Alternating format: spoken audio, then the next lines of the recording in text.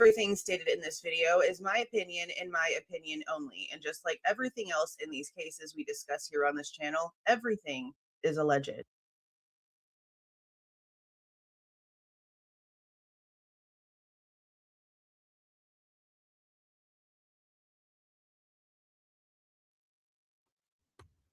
Hey, you guys.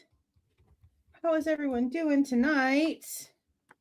This one started later than I wanted to because I had to make some phone calls and try to make some plans because I haven't been able to see my grandpa since my grandma passed away in December. He's been sick a lot. He's finally feeling okay. So we're going to take him out to eat and get him out the house for a little while tomorrow. Plus, I'll be able to meet one of his nurses. So we've been meaning to get over there, but he's been sick every time we've called. So I had to get some stuff together about an hour later than normal. But it is what it is. Hey there, Sandra. How are you doing? Hey there, Katie. Sweet Pea. Jaggers, how are you? Hey, guys. DKM. Carla. Jenna, how you doing? How you doing? How you doing, damn good pie? How you doing? How you doing? How's everyone's Monday so far? Hey there, Alice. Sprinkle love, how you doing? We had sprinkles on our ice cream today. Well, my oldest one did. Marble slap is getting out of hand. I'll tell you that. Hey there, Maggie. How you doing? Hey there, Tara. Finally made it live. Thanks for coming in. We'll see you soon. Hey there, Nana.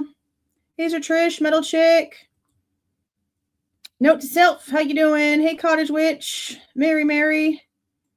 Bobby, Miss Seeker of Delight. How you doing? How you doing?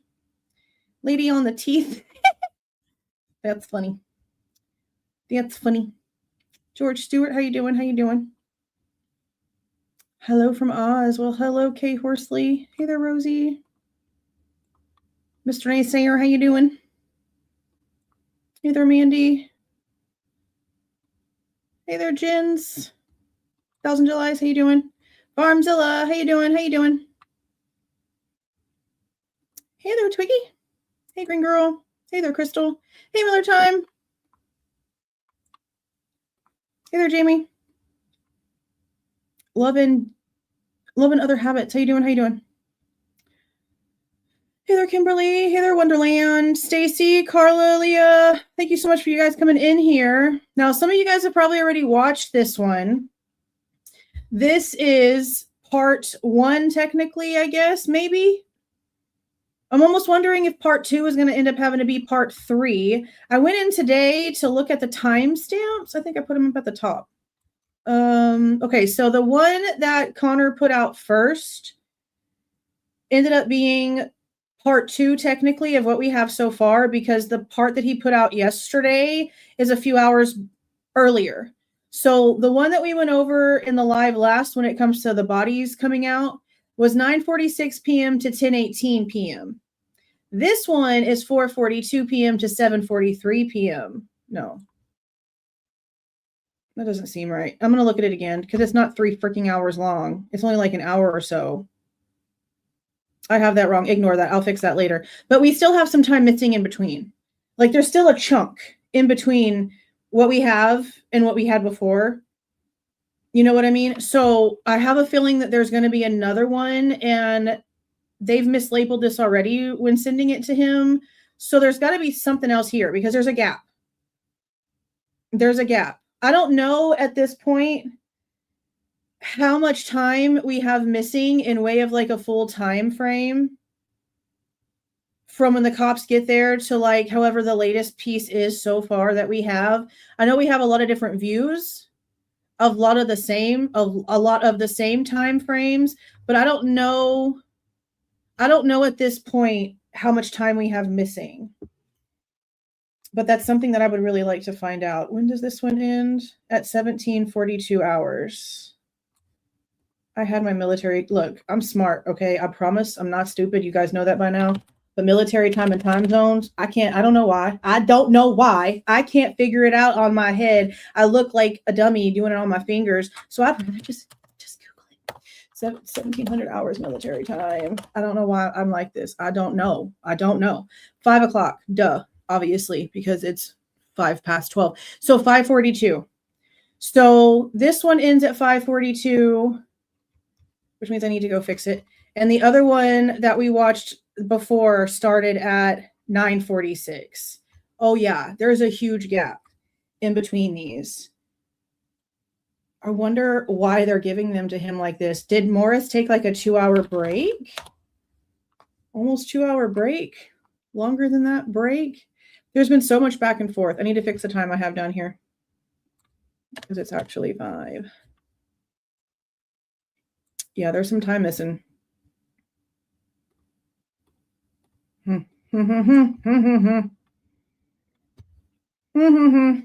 So I'll figure that out at some point. Somebody else might have already done it. If you know if anyone has actually calculated the timestamps that maybe we haven't seen so far, let me know. I haven't seen it, but if somebody else has done it already, that would be awesome.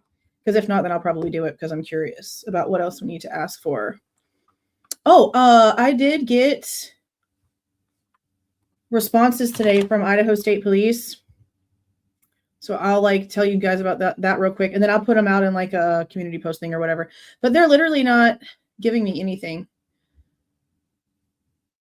So what I've done is gone in and I've asked ISP for certain things, like the audio recording when it came to Gunderson going with Payne to interview Kohberger in Pennsylvania, because we know that Pennsylvania has their own copy, and we know that Moscow's told us that like we can't have anything, the FBI said so. I wanted to ask Idaho specifically for this because he was with ISP when he did this, right? So they only send like a copy over to Moscow. They keep their own copies of stuff. So what I was asking is for a copy of the one that he has himself. And they won't let me have it. They say that it is exempt under Title 74, Chapter 1, Idaho Code for the reasons listed in the exemption log, which would be withholding law enforcement records and constitute an unwarranted invasion of personal privacy. For the voice recording of the Kohberger interview in Pennsylvania after his arrest? Violating anyone's privacy. How is that violating anyone's privacy? That's crazy. That's crazy. But the reason why I'm asking Idaho for stuff, even though I know they've had to send it over to Moscow, is because I want them to tell me specifically they sent their shit over to Moscow. And that's what they do. They tell me regarding any requests for media, audio, or video for this case, all the way, not just specific things, everything. The Idaho State Police turned everything over to the lead agency in this case, which is Moscow PD, with the exception of one audio file. They have this in every single one of these denials, with the exception of one audio file. The one audio file in ISP's possession is exempt from disclosure, and that's the rules. They won't give us stuff, and there's one very, very secret that they refuse to release. So that was for the Kohberger interview, the one that was on the video recorder with ISP. They also tell me the exact same thing when I ask for the interviews when it comes to the Winco guys. That they don't have anything, everything's with Moscow, and then they tell me again about the one file in ISP's possession that's completely exempt from disclosure. So now that they are admitting that they have sent this stuff over to Moscow, I will now attach these over on the request whenever I get the receipt from Amber and say, by the way, Idaho's already told me that you got it. So let's not play any games this time, because it's already been confirmed it's in your possession. That's why I'm wasting time going to Idaho State Police first for things that I know that Moscow is supposed to have, because I already know the stupid ass game that they play. Such a waste of time, but you know, they've made it almost impossible. Okay. So put a 1 in the chat if you guys watched this one already. This again is the part 1 technically that Connor put out. I think it was it yesterday? I think we were live in the morning sometime. I don't know. We were live at some point. And he came out with this. Yeah, it's dumb. It's dumb, but it's expected. That's what they do. Now that one file that they have, again, that's in every one of the denials. So I don't know, honestly, if it is the interview file or if it's something completely different, because it is in every single one of them. Because the Winco one ain't got shit to do with the Kohberger interview, and it's in that one too.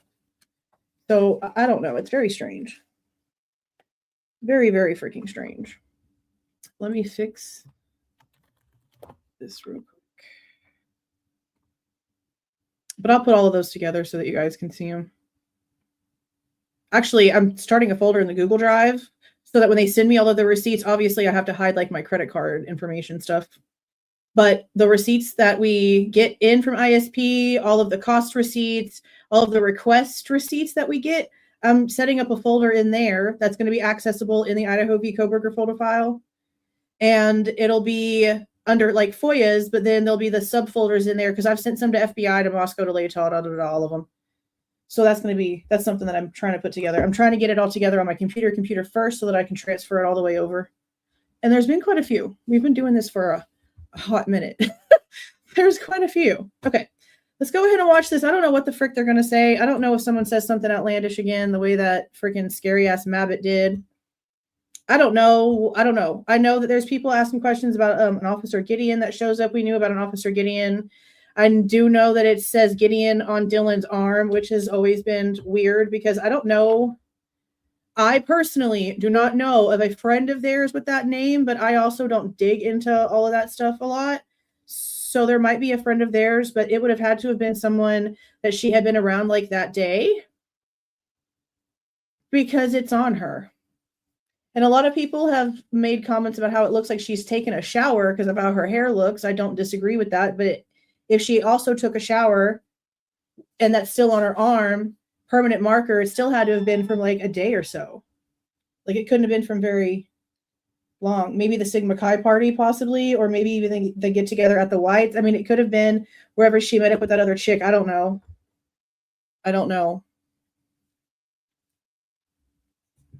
Yeah, it was yesterday morning. Okay, let's go ahead and get started. Again, I don't know if they're going to say nothing crazy, but let's find out. And this is starting at 4:42 p.m. It's going to take about 30 seconds or so before the sound comes in. Yeah, it's 4:30. And look already, it's like super dark over there. I mean, obviously there's still some blue in the sky from the recording, but that's still pretty dark for 4:30.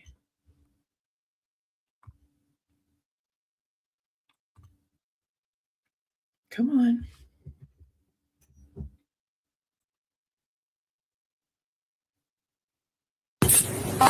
Mine. Should I tag it on? Bethany.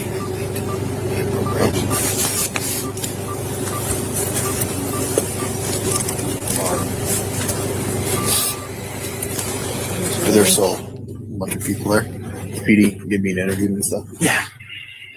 The way he had it, so if they go inside, as of right now, there's nobody in the building, but right at where they are, and they put in and then the time, and then they come out, and there's each time. Don't keep, so when they come in and out, and if they come right back, you don't use the same line, just go ahead and put another. Yeah, ISP too. Or those shoes in the that's all state police, so I'll just get their first and last name so there's no fucking confusion. Cool. They're about to go and you want to see the search warrant, right? Yeah. Yeah, and you know what's also great? I don't have to babysit you guys. Like so many channels have to have so many mods because people have to be babysat and constantly. I'm so glad we don't have that problem here. Holy crap. The judge. Yeah, because you need that ladder though. You want me to get you anything? No, I'm good. Okay. Here, can I get your car keys? I mean, I technically have a key in my pocket. Hey, Michelle. How you doing? There's only one set for 3. What's that? There's only 1 for 3. Okay. That's the only car key. Okay.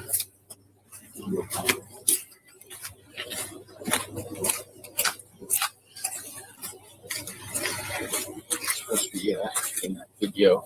We don't know if we caught anything, it's just out the opposite way of where we want it to be looking. But that's the only camera in this entire area. Well, he said that. It's the only camera in this entire. He made it known right there. At least that's what they know so far. It's been some hours. It's supposed to be in that video. We don't know if it caught anything, just out the opposite way of where we want it to be looking. But that's the only camera in this entire area. Entire area. Yep. I mean, we sort of knew that. And again, this is only a few hours in, but that's all that we have come to find so far. That's insane to me. Every single house in my neighborhood has cameras. And I live in a good neighborhood where it's mostly family members that have been here for like generations. And we all have cameras. The cops in the back have cameras. Everybody in this freaking neighborhood has cameras. I had a 4-camera system and a separate doorbell system where I lived before this. 1 camera in that entire freaking neighborhood. That still boggles my mind. Like, I'm sorry to some people who are like, that's not really a big deal, blah, blah, blah, blah, blah. Yeah, it is. This is not a rural area. This is a place that's known for drunk kids stumbling all over the place. There's already been incidents. Stuff gets stolen. They just had a guy on a bike on the bike path with a knife threatening people. This is not a safe area. It has white Harlem vibes. Remember what Molly said? Exactly. A camera on your yacht. Yeah, you should have a damn alarm system too. That's wild to not have more than 1 camera. All these years later, and it still is just like, holy shit, that's crazy. Holy shit, that's crazy. Oh, well, thank you for the $9.99, green girl. I appreciate that. Thank you so much. Yeah, that's wild to me. I don't get it. Crazy. Want a head warper? No. Is your body okay? I put mine down my shirt. If you want it, it's pretty smart. Warm. Good. Yeah, I actually really like how they are constantly checking on each other. I've noticed that a lot with all of them. They're constantly asking each other, are you all right? Do you need anything? That's really actually pretty good to see. Your Crispies keeping your toesies warm? Oh, yeah. He is so childlike. I'm sorry, but the cheeseburger thing the other day, and now he's talking about toesies warm. He's like a 5-year-old. Warm. Good. I can imagine this affected him with as like childlike as his mind is. I can imagine he needed therapy after this. That's wild. Oh yeah. He's so childish. Not childish. He's just so young. Coco. So young. We should have doubled up on Under Armour today. Yeah, he's like their age. It's crazy. I'm sure it like messed him up. Is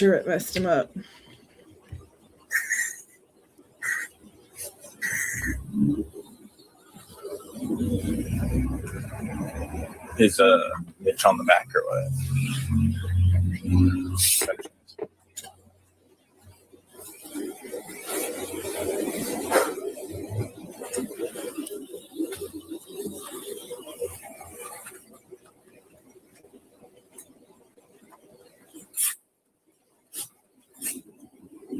Careful with that knee.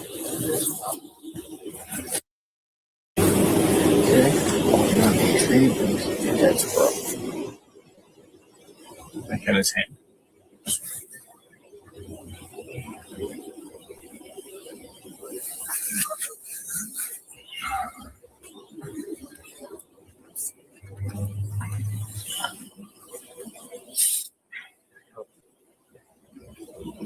I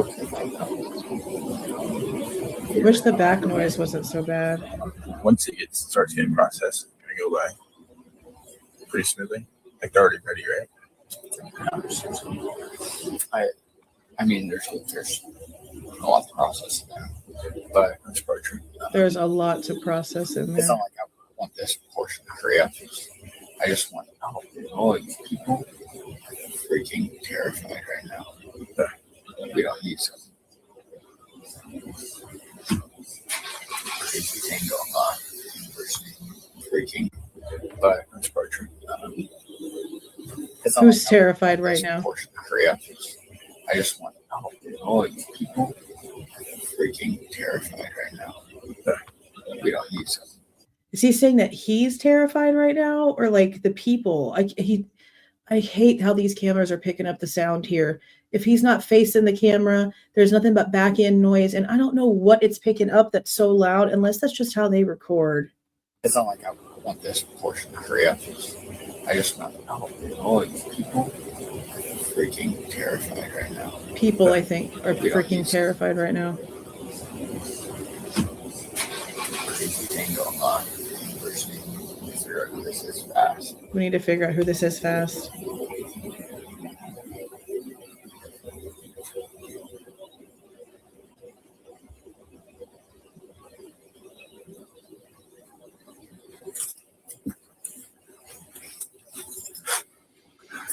Yeah, that keeps scaring me. Dripping. What going on? Down the road. My winter boots on. I like these ones because when I'm with Ragnar, it's easier to like move and stuff and they're light, you know? Run with them and whatever. A lot of them did. And I feel like I'm wearing snow boots. Like the same day they took off.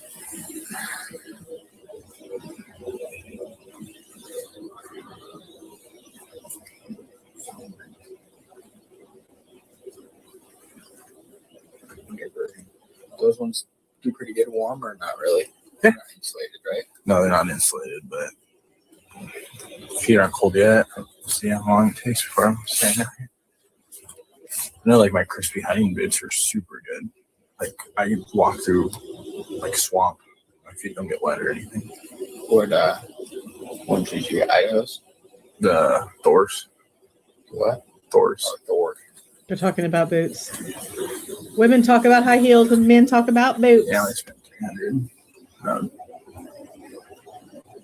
Joe's all high on one of those crispy hunting boots, but they're like $600. Is crispy a brand, or is that like a descriptive word they're using? I don't think it's wind. It's just like some white noise. It's very weird. Time or two, huh? Welcome, Pat W. Not this cold though. No, Welcome. never this cold.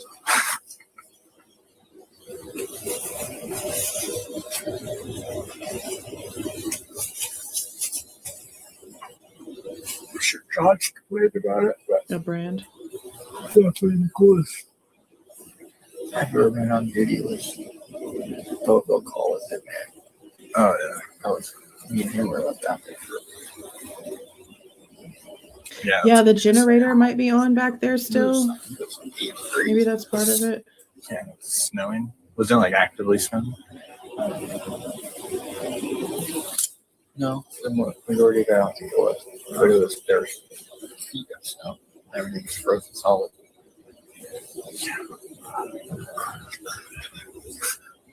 Be quiet. At least I had my hunting boots on then. It got cold, but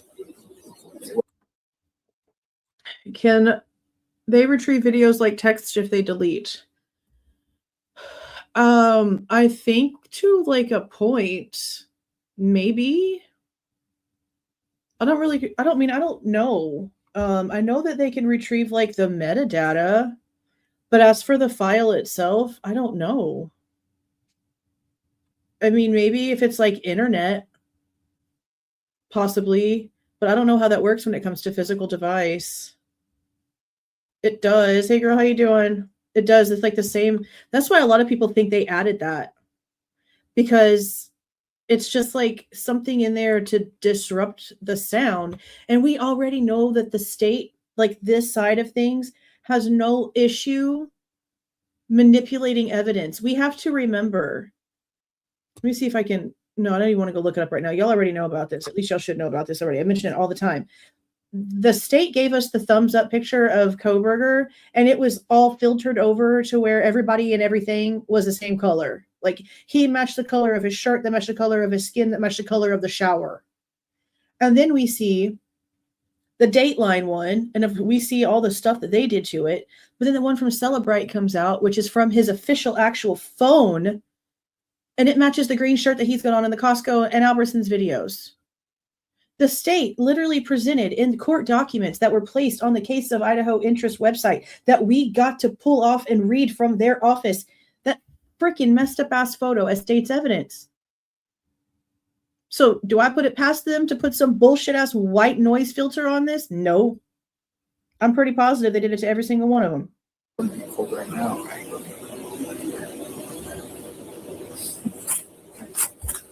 What time did it say that we got out here on this call? Probably around noon.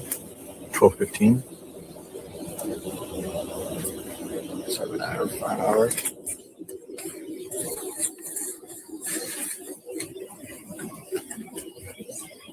That's my question right there. That's my question.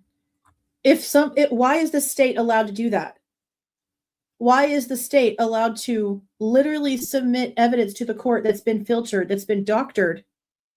They have the proof. And I'll say again, in my situation, when we were getting our protective order and doing all the things, I couldn't take a screenshot of something and then circle it to send it to the prosecutor's office. If I did, I then had to make sure I had another screenshot that had no highlights, no arrows, no circles, because that's the one they had to put in evidence. Nothing could be altered, not even to highlight. So how they're able to do this, I don't understand. That's been my biggest question. I don't get that. Is day shift tomorrow coming in early? For these guys on nights? They've been all on for the last 3 hours too. Yeah. I don't know. I know 16. day shift's already here. Right. Most of them. But like House, Blaker, and Payne, House is not home. Blaker and Payne are still here. I don't know when they're going to be going home. Blaker and Payne are still here. So at this point, Payne has showed up at some point, but we don't see him on camera, or at least I don't know when he shows up on here.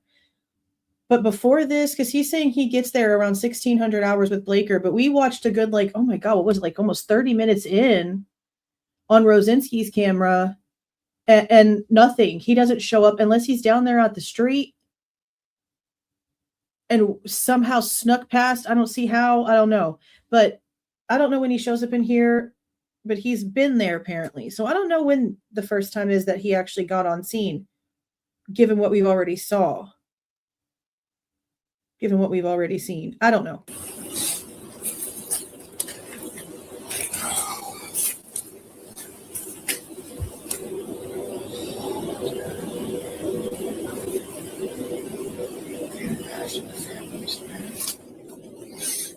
Yeah, so they notified periods. It's a good idea.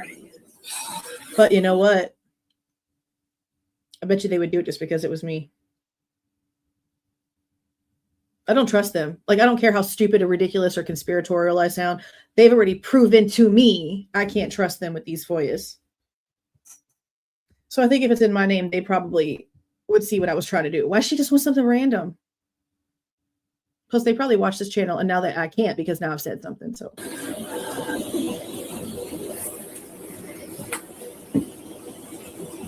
it will be. But now they're going to question everything. I know they see what we're talking about. They're not dumb. I mean, they're dumb, but they're not dumb. Like that. That's all one thing. Have someone else.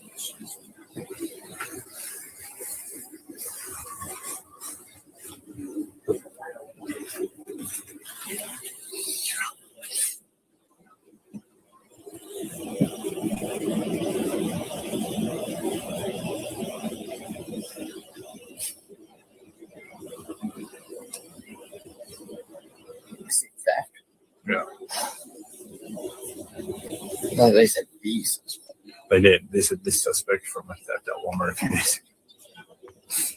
A suspect from a theft at Walmart a few days ago. So are they talking about them already having a suspect for this in mind? Like sicknesses, accidents, and stuff like that. I saw one thing. I have one someone else.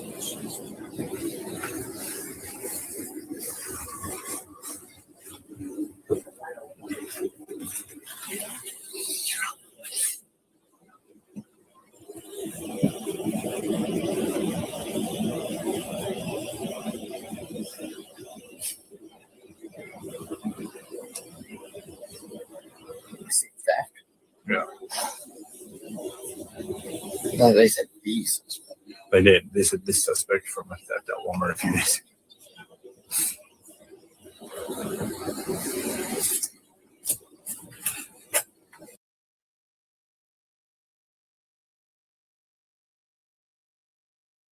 I'm trying to figure out if they're having a conversation just because stuff's happening, or if they really are mentioning that in connection to this. Because we know, again, the first time that we hear anything about the knife sheath in a report from the drop of 315 reports, as I believe Rosinski's. Is it Rosinski's? It's one of the R guys. And the only thing that it says was, it's written for 11/14. And the only thing it says is that he was told that there was a knife sheath found at the scene. And that's why he got sent off to Walmart to go and talk to Walmart. That's where we have that little video of the cops talking to the Walmart guy. Huh. Let me listen to this again.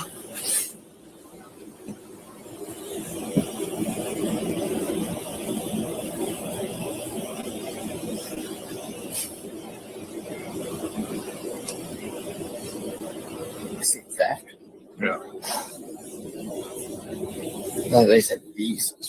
They did. They said this suspect from a theft at Walmart a few days ago.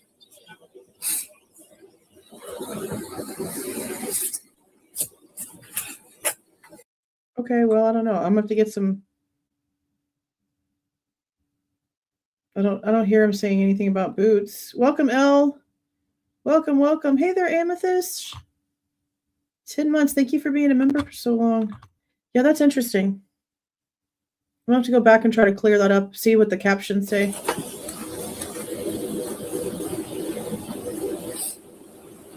That's what I was wondering. But then we don't hear it.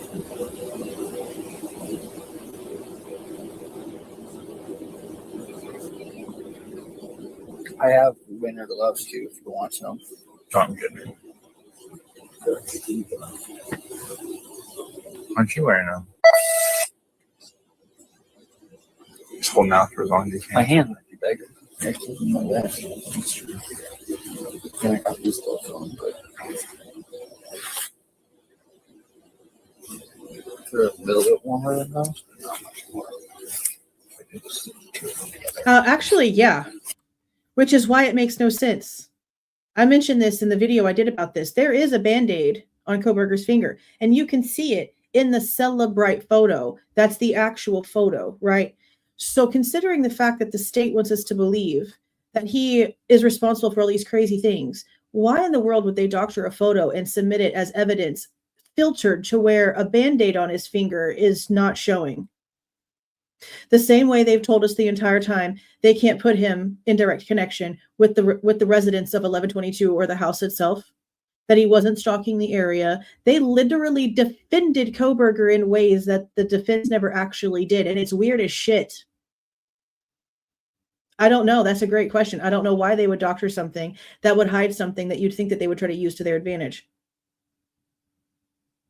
Because we never saw that until the Celebrate photo came out. Because even after the Dateline photo came out, with the way that they have him like looking like he needs to shave and there's like red splotches all over his face, you can't see it in that one.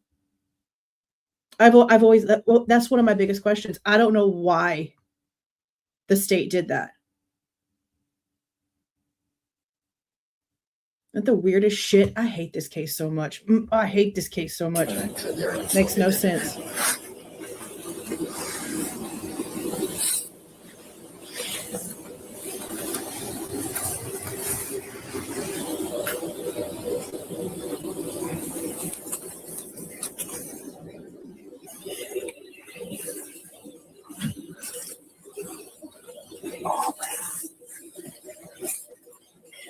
My belt cuts off the circulation to my legs.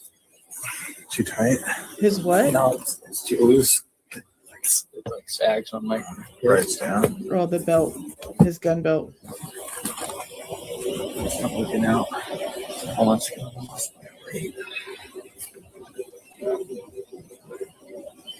Are there wild angels? Yeah, it's driving me nuts. Like, it never doesn't drive me literally insane. There's always so much.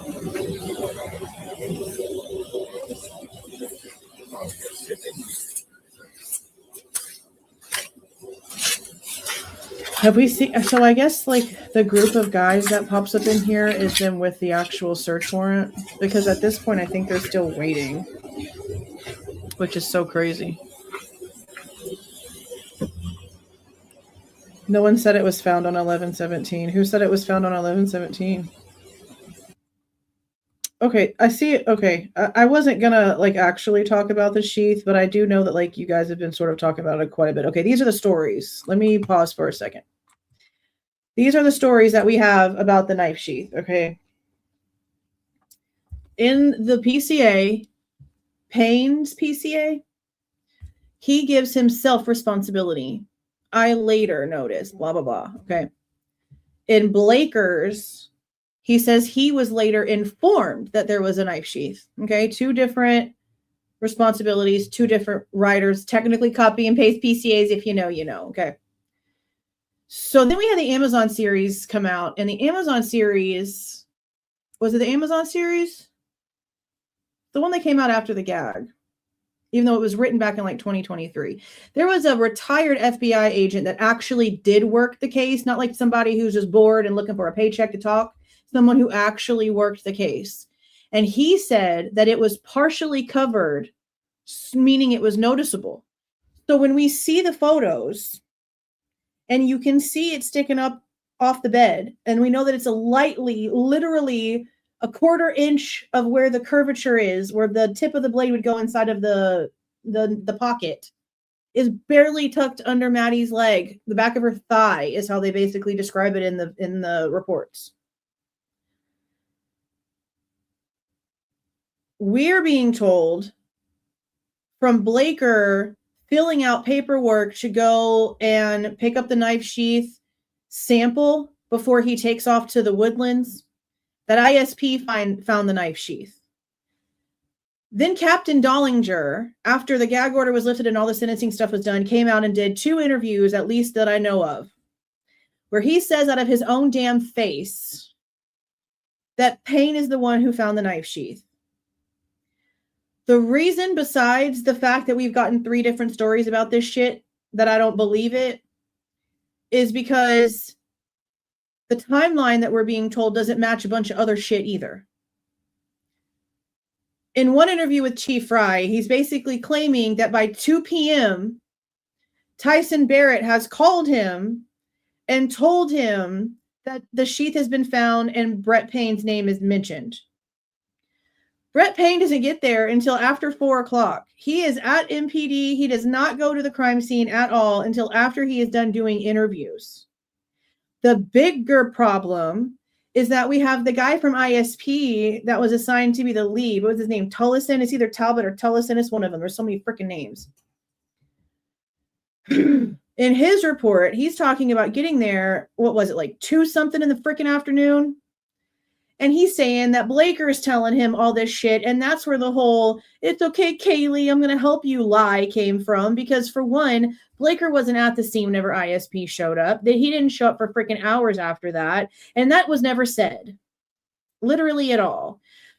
So many things are misconstrued. So many freaking things are wrong. And the biggest problem that I have, which is why I don't care what anyone says, out of everything we've just said, they're all lying to me and everybody else, and the mama's all right.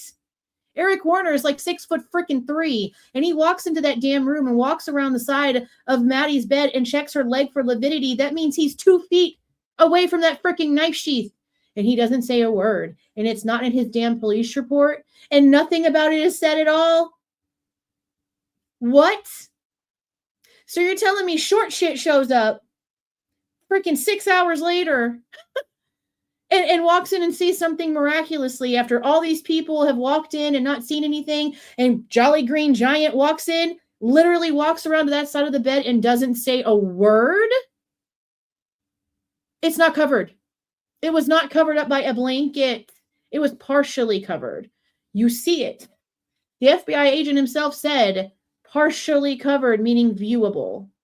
Why, oh, why is the second on scene not telling us that he saw a knife sheath?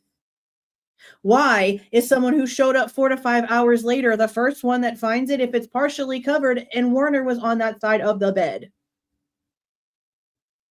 How am I supposed to believe that? How am I supposed to believe anything that they've told us when everything in that original document that they gave us as the public, that damn probable cause written by Payne, has been literally torn apart by the state themselves?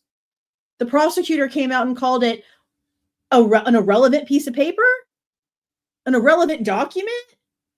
Nothing that was in there is accurate. The November 29th tip about WSU didn't happen. They didn't even tell them anything about even noticing his car was in there until Chief Fry called Chief Jenkins after the FBI gave them Kohberger's name. It's in there. The latent shoe print that wasn't analyzed, that no one did a damn thing with, in there as proof of the suspect's path of travel per Dylan. The freaking forensic team didn't even do anything with it. It stayed unanalyzed and has remained unanalyzed.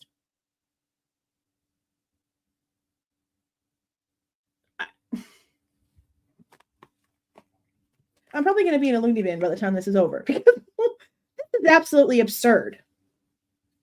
This is absolutely absurd. It really just is. This is the most make no sense. I don't even know. There's like literally someone needs to come up with another word for whatever this is, because I don't think anything can properly describe it. And if you have that many discrepancies around the one thing, oh, and never mind the fact that the most important piece of all of this when it comes to the freaking knife sheath is that the literal swab that they want us to believe has Kohberger's DNA on it. They told us for years it was coming from the snap of the sheath. Then all of the actual forensic documents from the scientists themselves come out, and snap is not seen nigh once. Is that how they say that? Was that proper? Not in there one time. It was the strap with a T, not a snap with an N.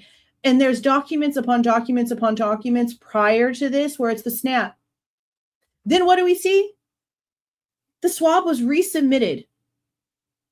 So the first one got sent in and there was nothing. Then for some reason, a resubmission was necessary and there's no paperwork in between. Nothing but a forensic document that has the resubmission box checked off next to that damn swab. The one that magically had his DNA on it. The only freaking thing that they have here. How many problems did y'all count just with the knife sheath itself, on top of all of the unknown damn DNA on the damn thing? I hate this case.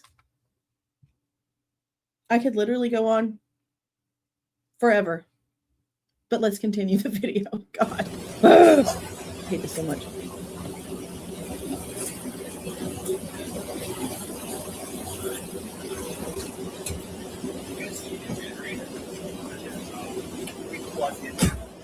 Oh, I'm starting this stuff. I forgot that I took off the thingy. Hold on. Ooh, see, it's driving me so crazy. I don't even know what I'm doing anymore.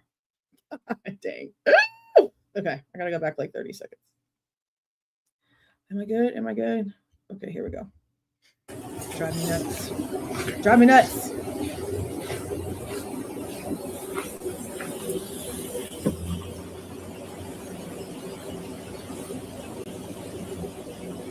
Yeah, and it's movable. The only thing they got in is completely movable, and nothing about it's been kept the same.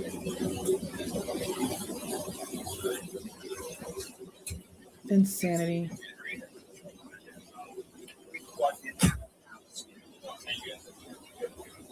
So many. Hey, Bootsy. Yeah, so many.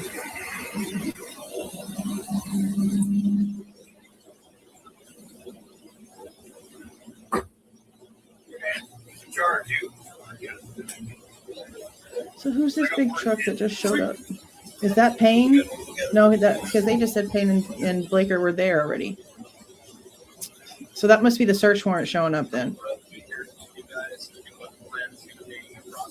Hello from Idaho. I'm sure this affected people in Idaho, all kinds of different. Well, thank you so much. Thank you for being here for 3 months. Thank you, thank you. I wish we could hear this better. I hate that they're so far away.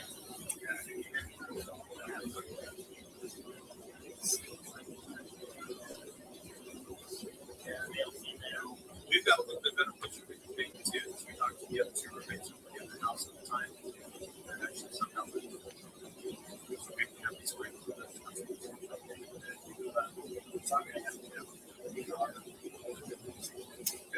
You can hear like every third word, hardly.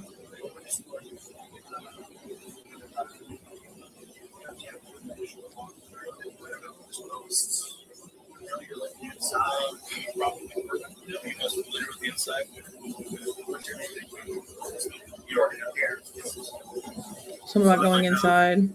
Put your name here. Talking about the log, I guess.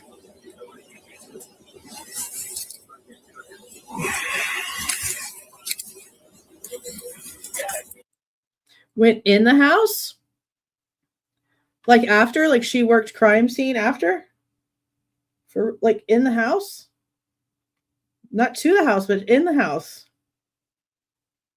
That's crazy. That's wild. Okay, come out here, guys. I'm going to step in there doing it.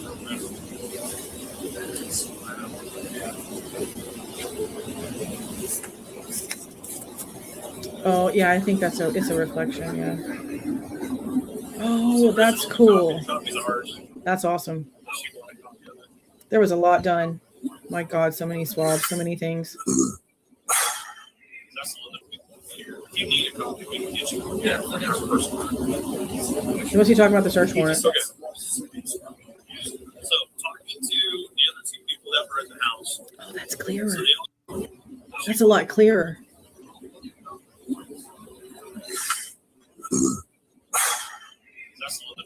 If you need a copy, we can get you one. Oh, is she? I'll have to go back and check. That's cool. Okay. Hell yeah, Color Hair Club. So talking to the other two people that were in the house. So they all got home different times throughout the night. Okay, talking to the other two people in the house. He's talking about the story that they got from Dylan and Bethany. Let's see how much of this we can hear when it comes to what gets repeated here. I wish I could tell who the frick was talking. I know. You see man noises everywhere. Oh. Hey there, how you doing? Okay. So talking to the other two people that were in the house. Hey, SARS. So they all got home different times throughout the night. They'd all been kind of different parties. One of the parties was actually right across the street. The other two people in the house live here. Why did that just do that? Y'all heard that sound difference just happen? Why did they do what was that? Okay. So talking to the other two people that were in the house. So they all got home different times throughout the night. They'd all been kind of different parties. One of the parties was actually right across the street. The other two. And then the background noise got louder.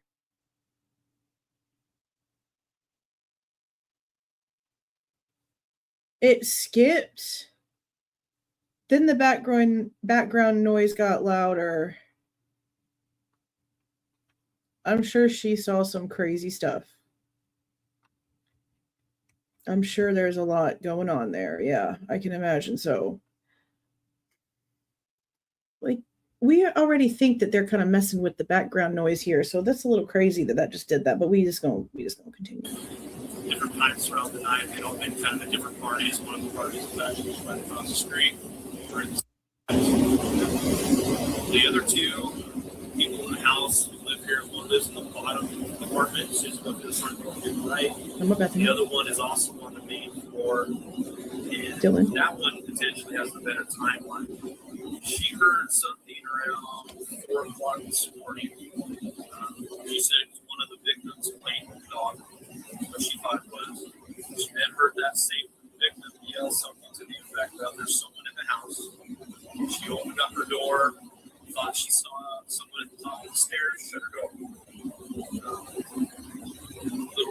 Okay. This is actually really interesting. So Dylan has never said this that I've ever heard in any of her interviews. Granted, we probably should go back and re-listen to all of them, especially since documentations and things are out. But there's a channel, something no niche. What's her name? You guys probably know who I'm talking about. Long black hair. Somebody mentioned this to her, so she posted it on there. And I said, like, she's never said that anywhere. We also know that they like say a lot of crazy stuff. Like we know she's never said anything about it's okay, Kaylee, I'm here for you. Like that's never been anything that Dylan has ever said, ever. But we know that it got into a report because word of mouth is the worst thing that could possibly happen in an investigation, which is why I don't really care for reports anymore. Like after this case, show me the freaking cameras. I don't want to, I don't like, I'll probably read them because I'm always going to want to point out inconsistencies and incorrect information. We've already seen it with some of the first responders reports with MPD. We did a video about it.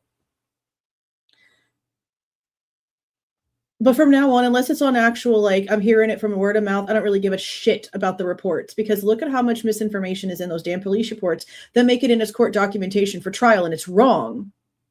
And then we get the actual footage of things and we're like, how did they not hear? Or how do they have this wrong in this report whenever this is what this says? Okay, so going back to this. I was questioning the other day and hearing this again is making me like rethink this question. Have we ever... And I'm going to look over here.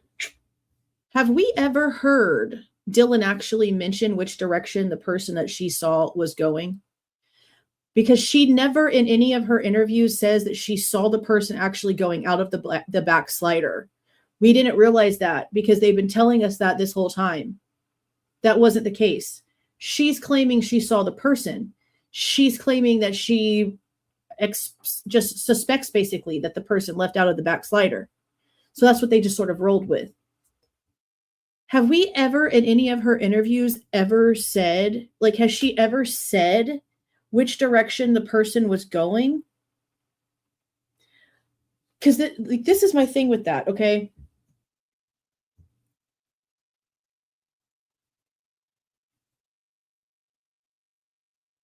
If this person apparently came in through the back slider, went up the stairs, Maddie and Kaylee situation, the way that people want to believe it, chased Xana, which no chasing is being heard, no running from someone is being heard, at least with what Dylan's claiming. She's not saying any of that. As a matter of fact, when she talks about her therapist putting her in some sort of like deep hypnosis, she can only hear one set of footsteps, which is interesting and kind of more of a first person point of view, isn't it?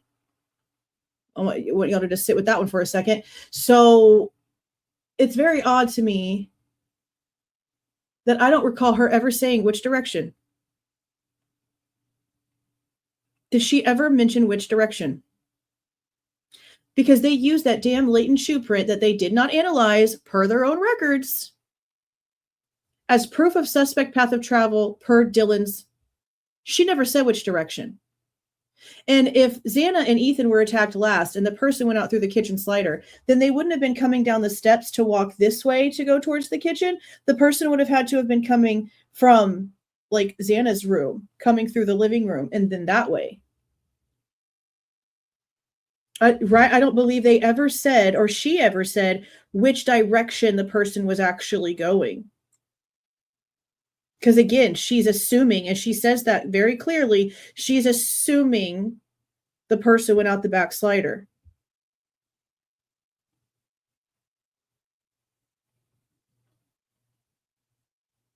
And again, when those photos all came out, we were questioning what exactly she could see if she opened her door. We know for a fact, an absolute freaking fact, that she would not be able to see that back slider from her door frame. Cracked open, all the way open, it wouldn't matter. The angle of it, she would have to have stepped out a little. Enough to be able to see the back slider. Because her front view, with the door wide open, standing in the middle of her threshold, is the oven. And the door doesn't open from this way, it opens on the opposite side. So even then, she could have only, even if her story was that she saw the person going out the back slider, she would have had to have already been out of her bedroom going towards the living room in order to have seen that. But again, in any of her stuff, she's never said she saw someone at the top of the stairs either. In anything that I've heard, right? I haven't heard her say that.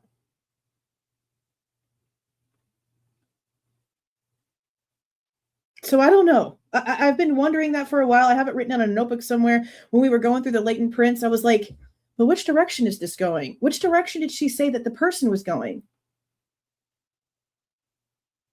And I think the only reason why they got away with using it as suspect path of travel is because they know for a fact, listening back to all of her stuff, she never makes that clear.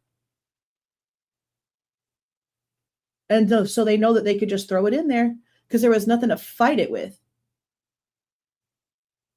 That's been one of my biggest questions. That's been one of my biggest questions. This needed to go to trial so bad. Later, a few minutes later, she heard a female crying. Again, it's the same victim, but may not have been crying in the bathroom. And heard a male voice that she did not recognize saying something to the line of the effects of, "It's okay, I'm here for you." Okay, so even if this was ISP getting his like talk through like that one report, the guy didn't say Kaylee's name here. And again, I've questioned too, how do you know it's coming from the bathroom and not Xana's bedroom? Because the doors are like right there down the hallway. So I've always wondered why she said that too. A little bit later, a few minutes later, she heard a female crying. Again, it's the same victim, but may not have been crying in the bathroom. And heard a male voice that she did not recognize saying something to the line of the effects of, "It's okay, I'm here for you." And that's what that context was. We don't know. But she made it sound, it wasn't like the guy would be trying to help you or anything like that. It's more along the lines of she wasn't a friendly individual. Shut the door again.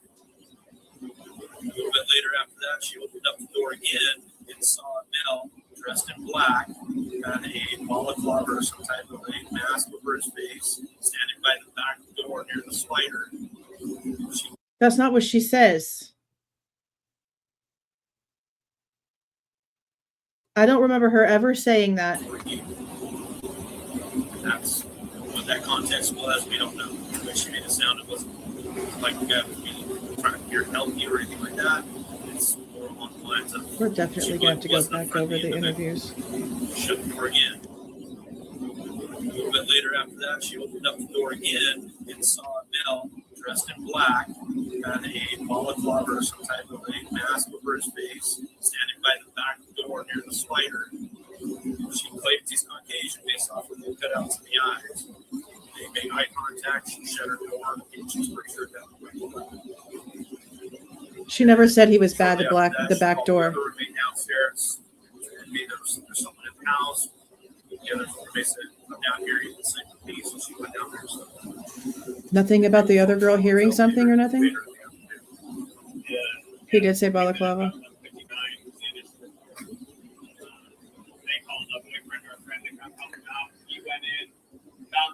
The deceased female on the second floor, armed himself with a kitchen knife, and went cleared that room. Once he realized what was going on, he called 911. Talking about Hunter and the knife. They called a boyfriend or a friend to come help him out. He went in, found the deceased female on the second floor, armed himself with a kitchen knife, and went cleared that room. Once he realized what was going on, he called 911. That's the guidance. The picnic area. Yeah. There's just a bunch of blood on that table. And look, too much for the hospital. You guys want to do a quick walk through anything else? They're talking to the prosecution. I bet this is Thompson and Jennings.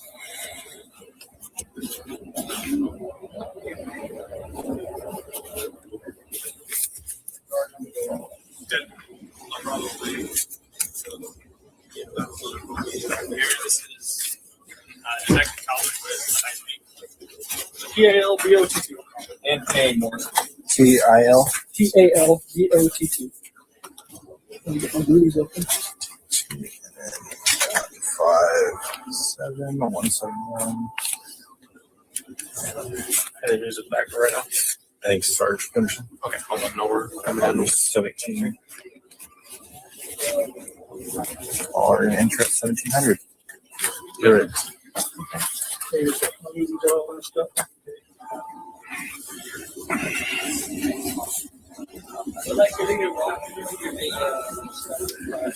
You can hear the bells in the background. Did they just start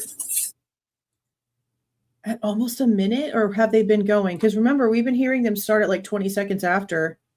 That's a bit late, yeah.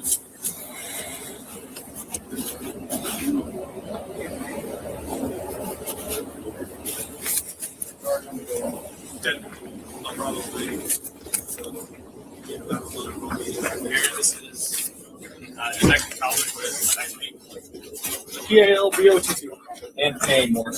TIL. TALBOT2. And then 57171. I hear him.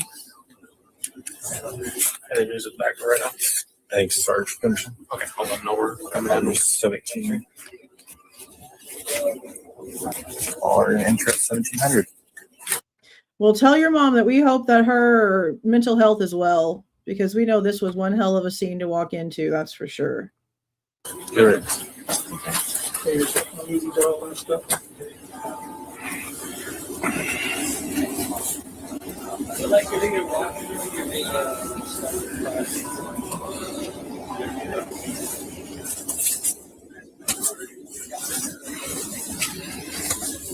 Oh, yeah, the knife thing. That's what I meant to say.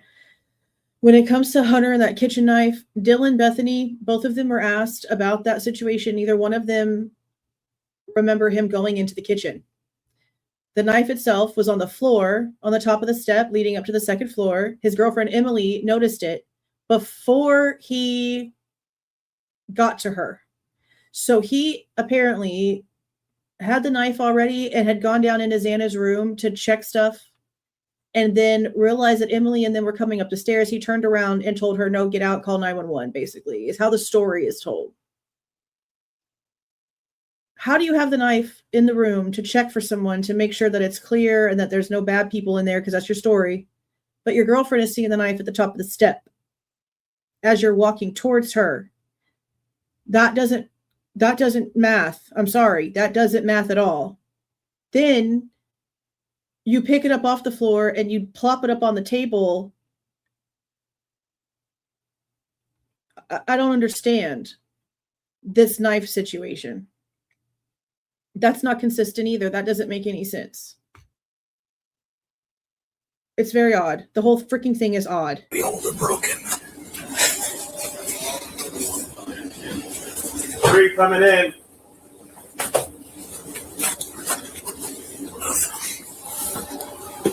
What do we have down there first? So we came in, figured this out. This was where the 2 took refuge. Okay.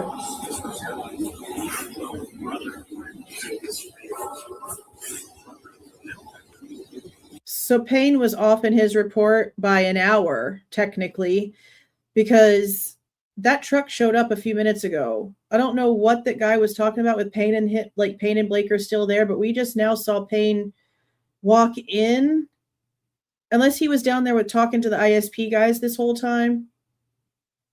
But this right here, the 1700 hour mark, this matches more of the report that the guy wrote, because he has some information in there about Payne and Xana, Thompson, and Jennings going in and out. That's all written in his report, the times and everything.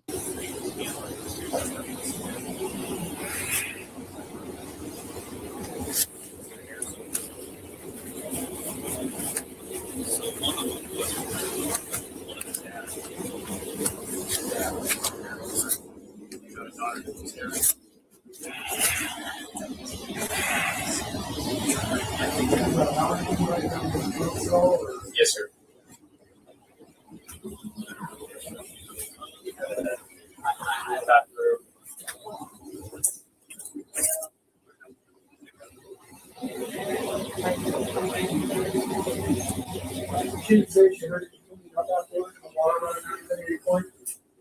We didn't get any of that from anybody. No.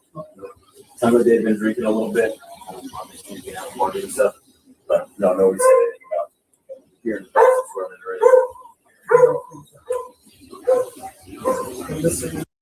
It's a close ass dog. That's a close ass dog.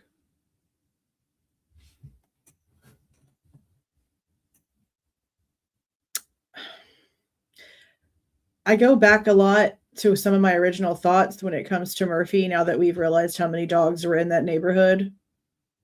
Look, you heard how close that one was? Let's play it again. And then I'll go with my thought again.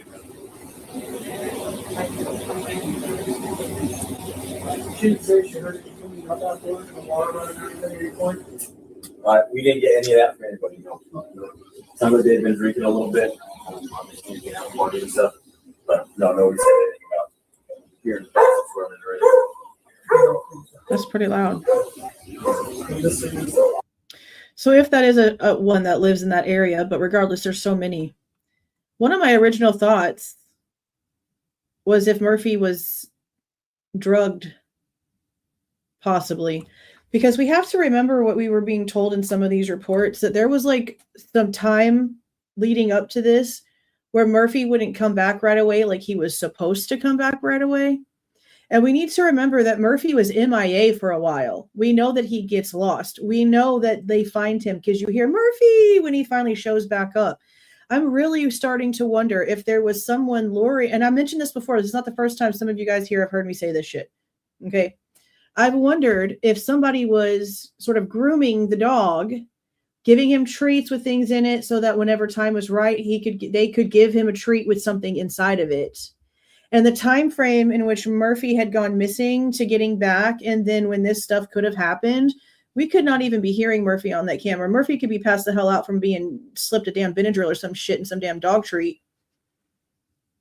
I've wondered since day one if Murphy was given something.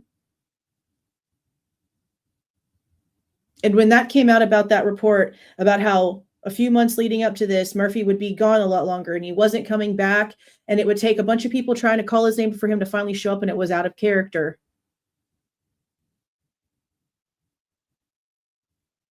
How long does it take for a dog to digest something long enough for it to take effect? Calculate the time between them finding him and shit going crazy, apparently.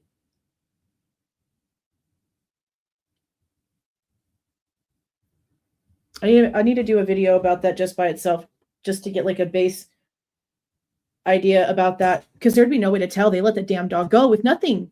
They didn't test him. They didn't brush him, forensically collect shit from him, nothing. He could have been drugged and it could have been in his system, and they didn't even bother to blood test him.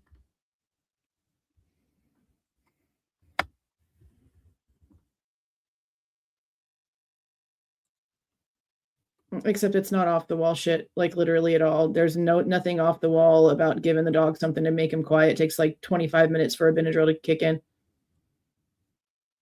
And the reports literally state that they were having issues with Murphy, and he'd stay gone in the bushes like somebody was back there. The same bushes that people will say were watching the house. Yeah.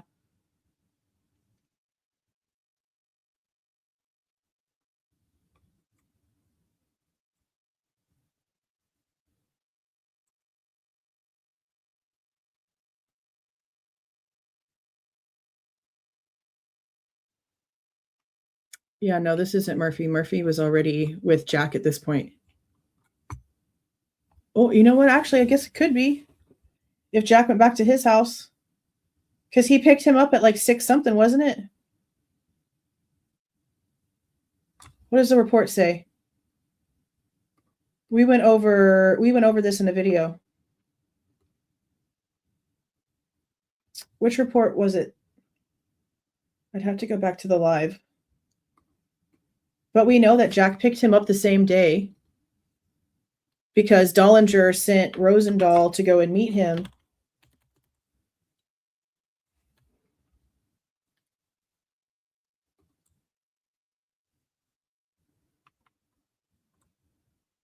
Where's the timestamp? Is there a timestamp for this?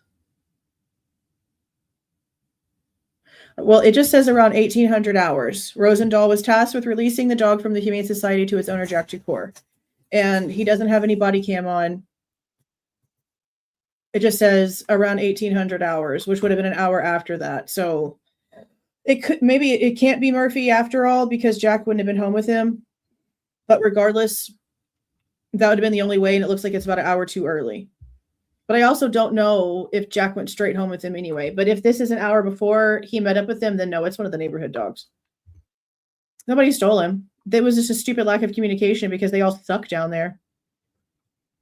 I don't know how Rosendahl got through the whole thing without talking to anybody at the Humane Society, other than the fact that I'm pretty positive they all have this keys. But there's reports on it. Jack Jacor asked Dollinger twice about it.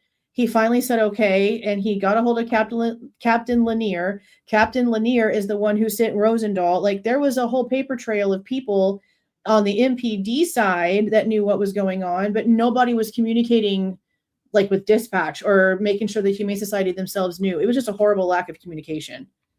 That's all that was. Stupidity. I mean, nothing different than we've already seen. You know what I mean? 3 months. Thank you so much for being here. Well, welcome, Sierra. Well, welcome. Yeah, I just feel like it was a lack of communication because, I mean, seriously, your doctors don't communicate with each other correctly. Your insurances don't talk to each other correctly. Your pharmacist and your doctor that should be talking to each other don't talk to each other. None of these organizations talk to each other.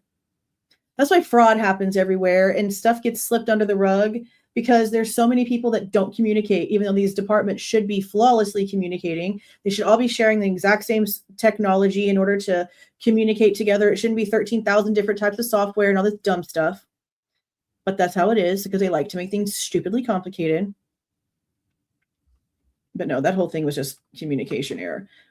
But I will say again, because of what we've already seen in the reports about somebody causing Murphy to stay gone longer than he should have and being gone in the bushes longer than he should have, I'm really questioning what the amount of time that he was gone versus the time that they actually had him back in the house versus the time that all of this stuff actually went down.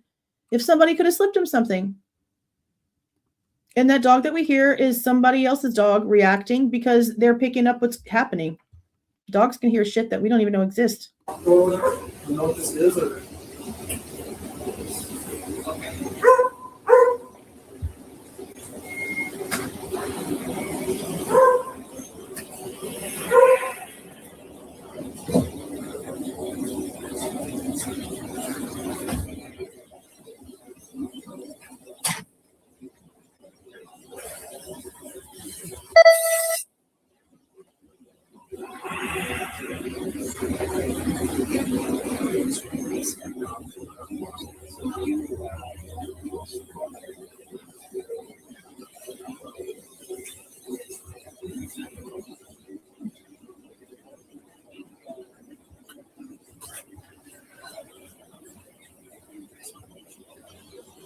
Oh, thank you for the sticker. What did you say your name was pronounced like? I saw something go by, but then I lost it. Where'd it go? Kira. Thank you for the 149. I appreciate that. Thank you. Drink coming up.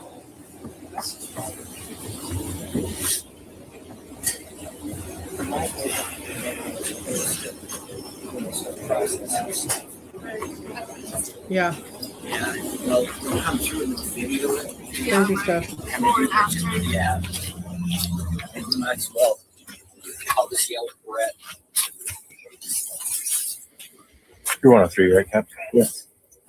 Hey, Brett. Ashley wants to tag on your first walk. There you go. Calling Brett Payne back so Jennings can join. Okay, you can mark you back out at the same time. Correct. Thank you. Yes, sir.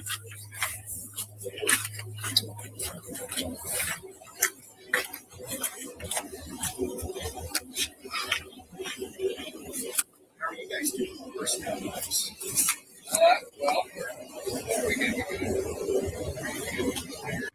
Just because they weren't paying attention to the dog does not mean that the dog that was taken out of the house is not Murphy.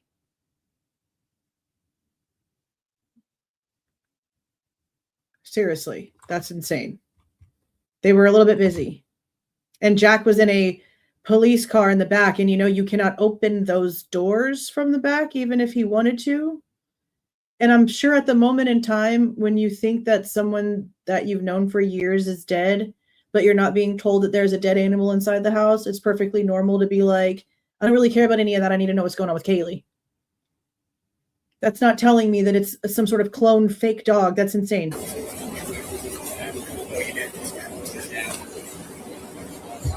I'm not going to go and compare dog barks. That's excessive. That's really excessive. Plus, you also need to remember something. Dylan didn't even like that dog. And she's only one of 2 people in that house that are even out there. Bethany is a big old airhead. All she cares about is her Thanksgiving turkey wings, all right? Dylan didn't even like Murphy. So them ignoring him is not shocking at all. See, I don't know. I don't think they had dogs go inside. I know they ended up bringing blood-sniffing dogs at some point. They brought dogs out at some point. I think it was like the next day, which is kind of stupid, trying to see if they could find a trail of something somewhere. But all we hear them talk about in the cameras, in like the body cameras, is that there's nothing. There was no blood trail. There was no scent trail. But I don't really even know if scent trail would really work, because we do know that there was so many people walking around that area constantly. So I feel like they were looking for blood. It was a blood dog, blood scent dog, but they didn't find anything.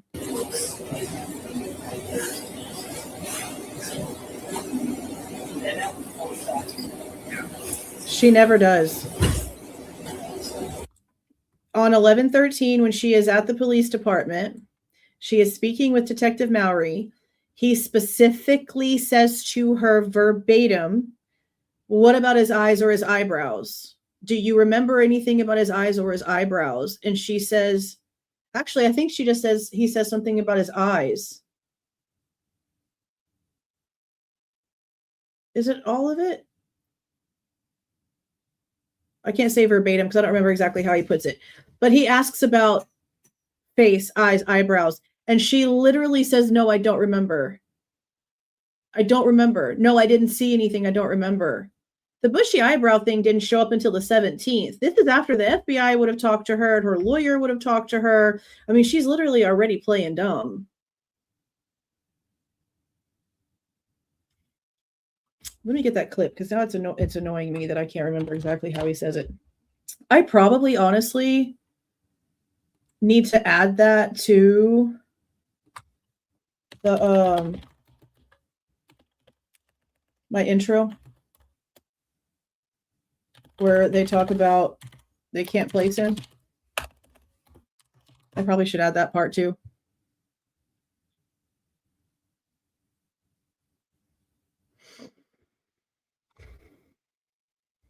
I think it's this one right here. Up one. Let me find the part and then I'll play it. Because this is when it really was like, holy shit. Because she literally says no.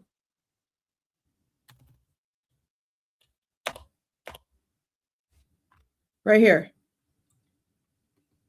Okay. Listen to this. I am going to take this and I'm going to put it in my intro thing, because this is like the next most important thing for Rilio. For Rilio. It really is. All right, listen. So it's the bottom floor, kind of like a daylight basement?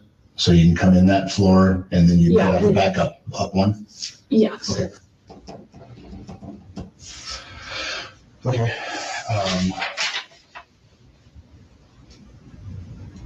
So 5'10", all black. Could you see what color his eyebrows were or anything like that? No, okay. I don't remember what his eyes look like either. Okay. No. He didn't say anything to you? I mean.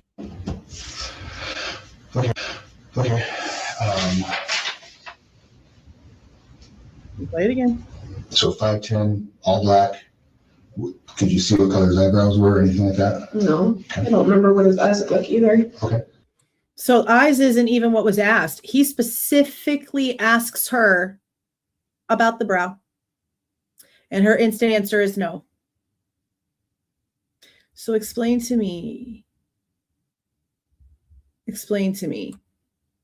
where this came from. Because Home Chick never said that. Until for some reason she started saying that. Which is interesting.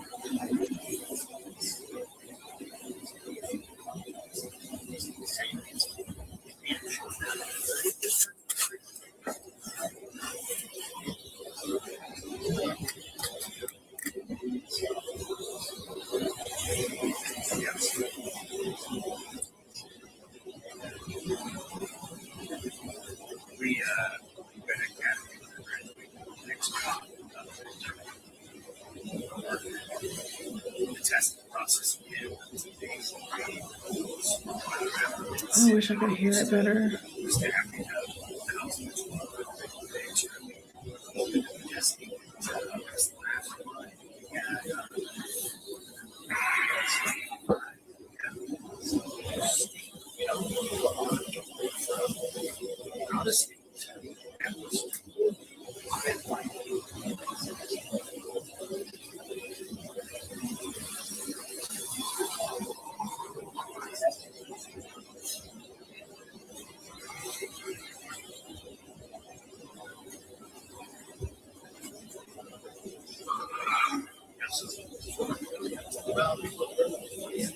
Oh, there's so much back noise you can't hear anything.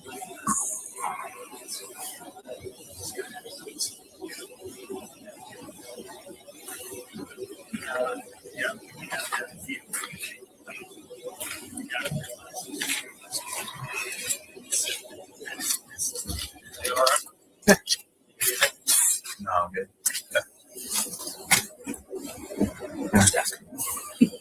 That's Blaker. Yeah, thank you. Let's be a cold. We'll get you swapped out faster. No, I'm good. Thank you.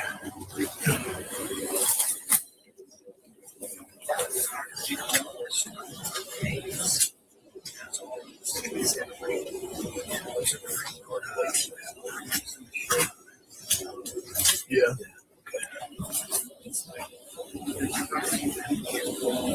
Yeah.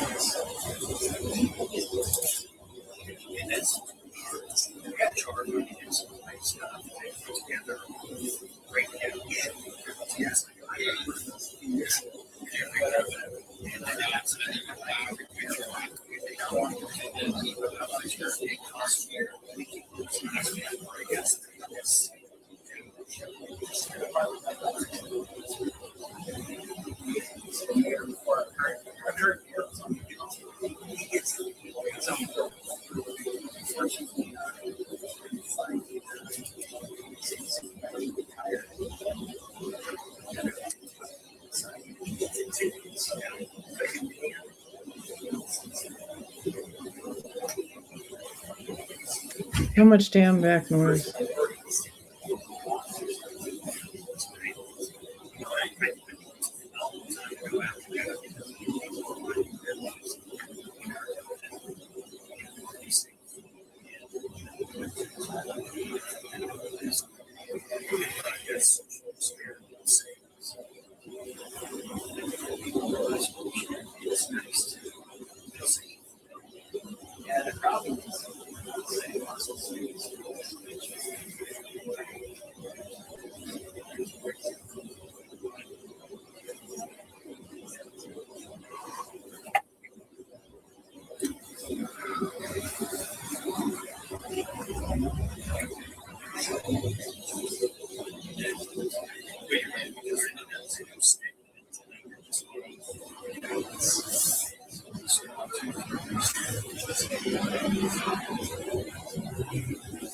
hear crap.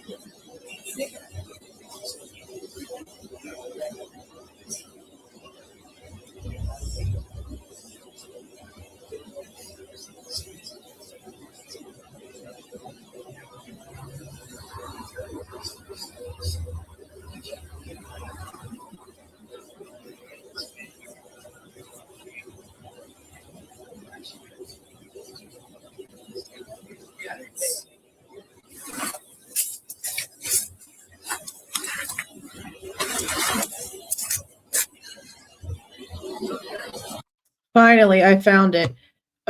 So you obviously came in not paying attention to anything that was being said whatsoever. The girl that was in here, her mother works for the Idaho State Police, not the Moscow Police Department. So the people that are in here correcting you are accurate.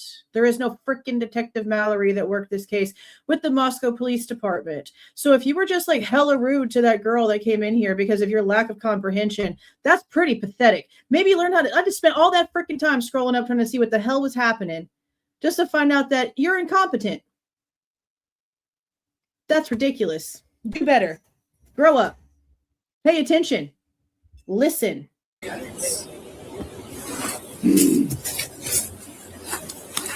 Can't deal. Yeah, I'm glad she came back because that lady is ridiculous. She obviously wasn't paying attention to a damn thing that was being said. Damn it.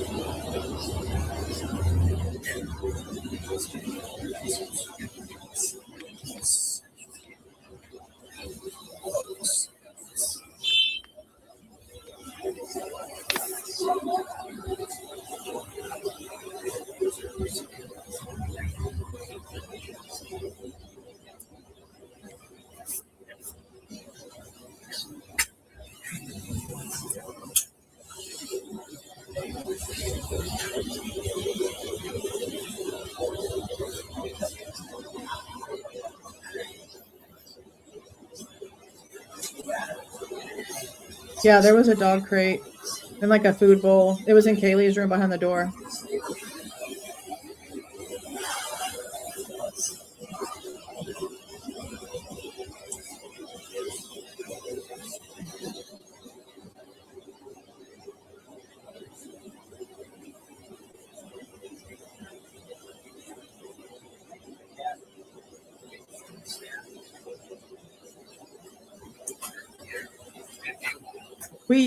We used to have an actual like Detective Mallory username that would come in here a lot. I don't know if they're still in here and they've just changed it, but he used to come in here all the time. It literally was Detective Mallory and it was like Detective Mallory's picture. That's never gonna happen.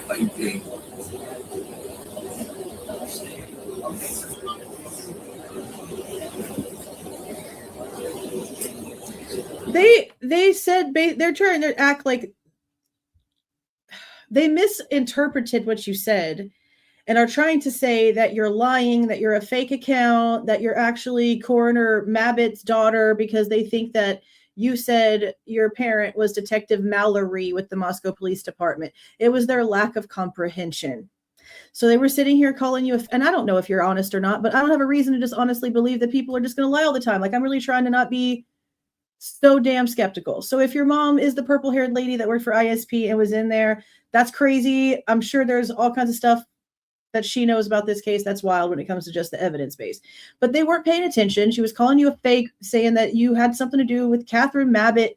It's just unnecessary stuff and comprehension and her arguing with other people when she's wrong and she's being wrong and she's trying to accuse people of doing things and she's wrong in her accusations because the information she's accusing you with is incorrect.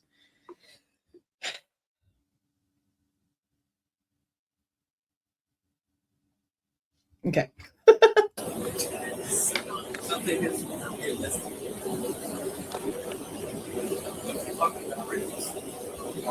Like I've been a mom for too long. Knock it off.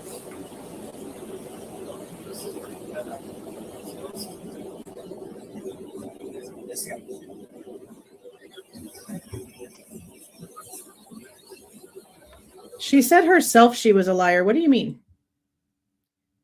She came out herself and said that she lied about the whole thing. Then the person that helped her fabricate the rest of it and gave her fake accounts to do so also came out and admitted that it was fake. Why are we trying to do this with Dot again?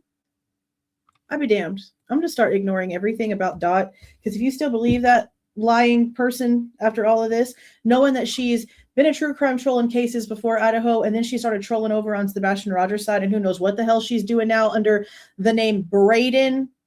If you still believe that after all of the truths that have come out, then I don't know what to tell you.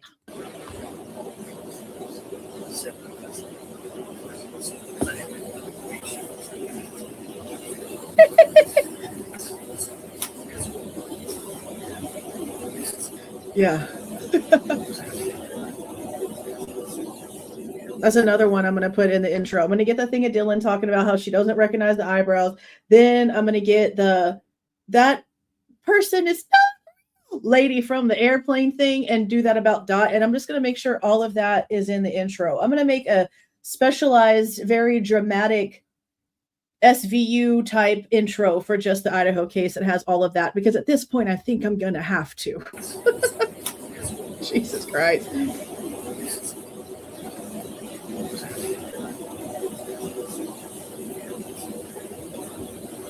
She literally came out and said she lied. But do you, boo-boo? Oh, damn.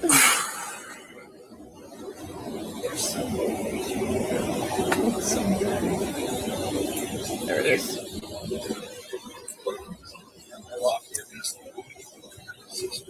Everybody's so tired of talking. No, not you. The other account.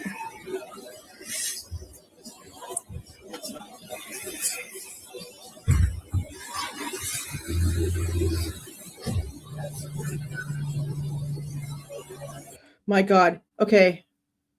Literally, I'm going to spend 30 more seconds on this, because Brett Norton was speaking to Steve Goncalves, who was feeding Brett Norton information that she was then using that information to use for the Dot scenario, because she was talking to Steve Goncalves, who was giving her information. I mean, bro. She came out on several channels and said that she lied.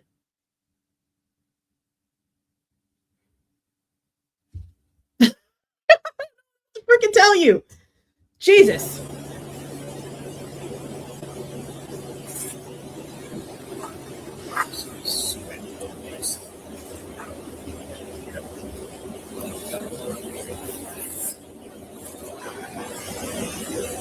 Jeff H is another one. Crazy man.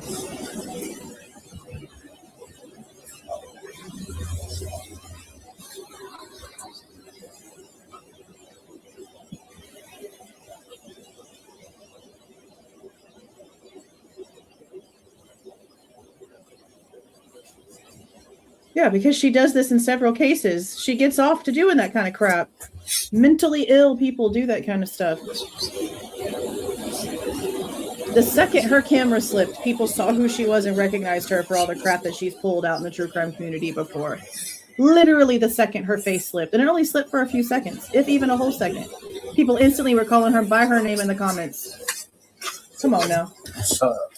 Okay. Tractors coming in. Log. Reasons switched off video. Yeah.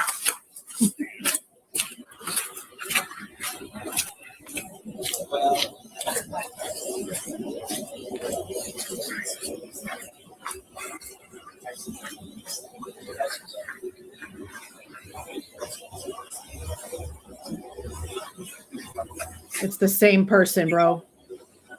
It's the same person.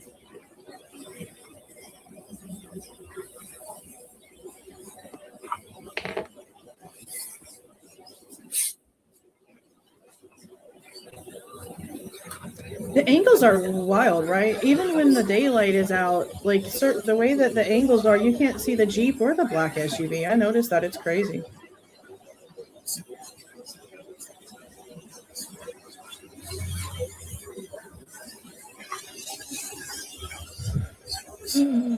Yeah, I'm not a parrot.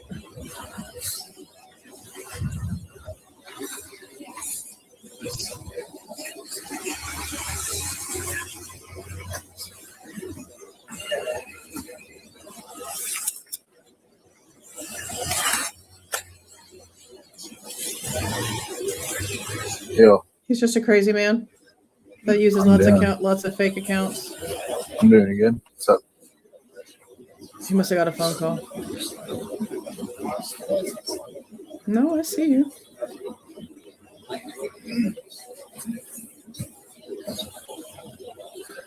I see you right here. No, I'm fine for right now. I don't care. I'm just chilling today. Payne, Corbin, and one of the detectives just went in because they finally got the search warrant. So, one of the ISP guys, I should say. They're doing a walkthrough, and I'm guessing they come out, brief on what we got, and the rest of them may go in and start collecting stuff. No, we did two. We did two because we played everything that Dot came out and confessed herself and went through the entire timeline. And we also went through Brat Norton's information because Brat Norton, the person who was speaking to Steve Goncalves, is also the one who was using Dot. And she even admitted herself that she was allowing Dot to use some of these old TikTok accounts so that Dot could come into her chats, plant a seed so that the conversation can get started. The whole thing was fabricated. Yeah, there's like several videos, and it's not me saying it. It's them saying it out of their own faces. Their own faces. Come on.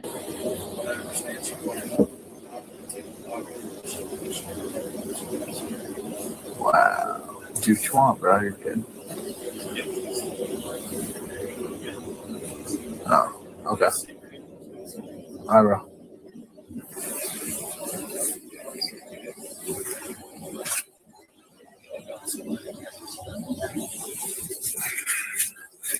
No comments should be disappearing.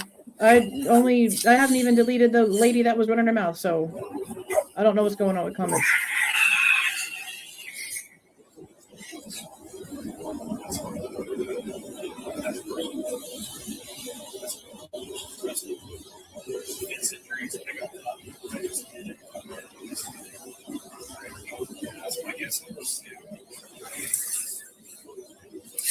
I think if you have it in top chat, it doesn't show it right away. You have to make sure you have it in live chat.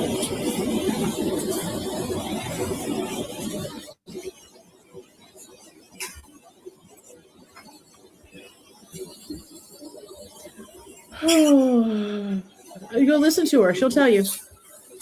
She'll tell you exactly how she knew everything. Because like I said, she was literally talking to someone who was talking to Steve Goncalves, Kaylee Goncalves' father. I've already answered that question 20 times. I really have. Hey there, Creole lady. Welcome, welcome, welcome. Welcome, welcome, welcome. Well, hey there, Mark. Happy Monday night. You are? Good. I didn't see anything else, but I don't know what's going on with your comments. I don't delete shit. Y'all all know that. And when I ban somebody, I'll see it, and they get called out for it. So there's that. Very wild. Very wild. And the consequences live on because look, we're 3.5 years down the line and people are still freaking trying to make Dot happen. Crazy shit. Crazy shit.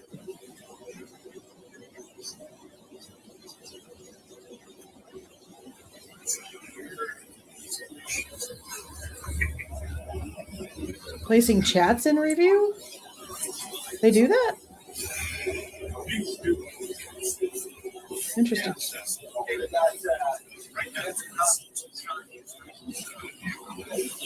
Maybe for AI bots and stuff. I know every few months they do like some sort of update and it screws up the algorithm for a couple days.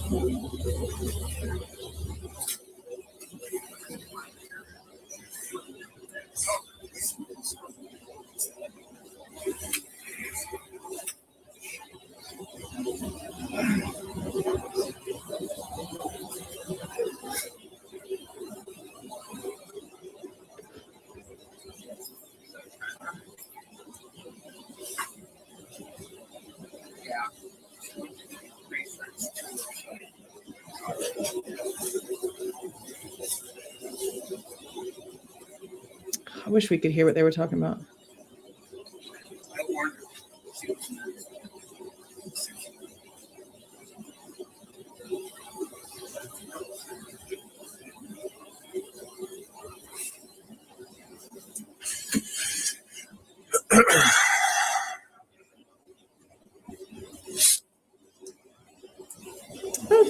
other two. I appreciate that. Thank you so much.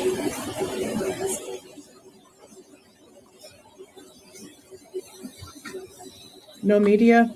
I don't know how far back at this point the whatchamadoodler is. They're not letting them into the road. There might be media at the end over there. Because look, there's a clip. I think I've showed you guys before. There's a clip where there's a news chick talking, and you can see like a light and like something's being carried out. It almost looks like it could be the doorway, but I guess with like the angle that we're seeing right now, it might have just been like ISP taking stuff in and out of that trailer, or I guess it could have been bodies being loaded up into something, but it's dark like this, and you sort of just like see a shadow of it in the background.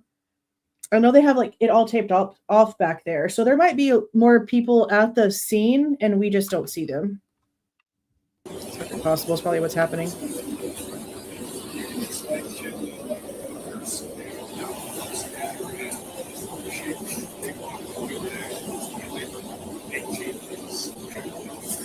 Yeah, they're like down there by the 11, 12, 11, 19 by the dumpster, sort of.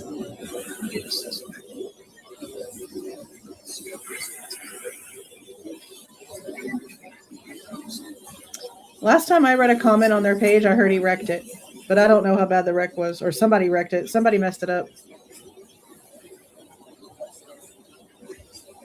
But I don't remember. That's been a minute.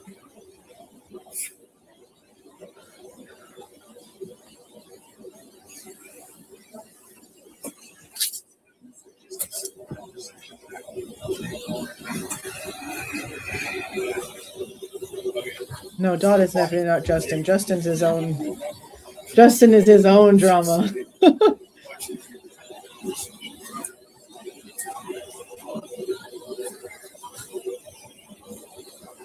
It was Steve? Yeah. Hit the ice. Okay. Yeah, that was just like not long ago. I saw a comment about it. Look, I love how that's everyone's reaction.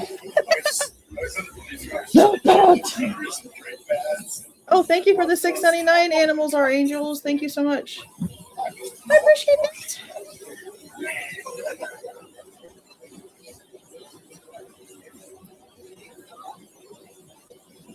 I think Enon Harsh lied about everything. Honestly, I'm still planning on putting a video together about Enon, but I think he lied to get attention. And Kim, honestly, she comments sometimes. I know her alt account. She comments sometimes. She might even be in here now. I see her when she says something.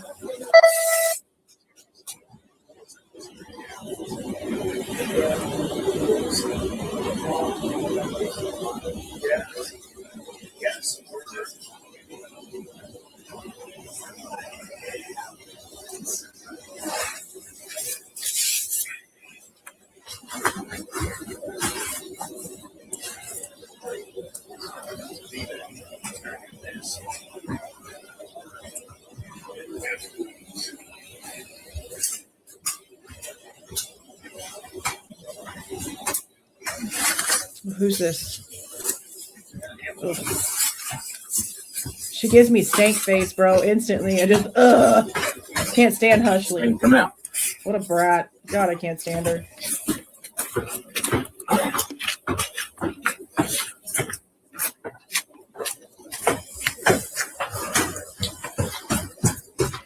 This is a strawberry pulse from Geek Bar. Zero Nick. I just really like the flavor. I smoked cigarettes since I was like 15. Smoked for like 20 years.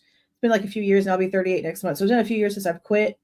But it was never really like the nicotine ever. It was more like the hand to mouth, like OCD type situation. Zero Nick tastes delicious. I just like it. I like to puff the clouds up in the air that smell like strawberries. Mm-hmm. Yeah, 20 years. I guess so. Yeah, for sure. Jake and Gideon. Jake. There's the name.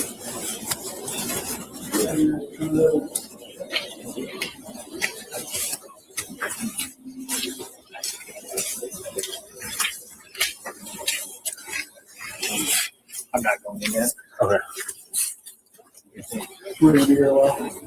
I'm sure you will. You want a quick walkthrough real quick? Start on video? Yeah, let me throw my booties on real quick before I step in the house. And We got, so nothing, no people down here, up the stairs. Why? Why are we muting this? That's the only thing else on this middle floor, people wise, and then the very top of the stairs, up to the right.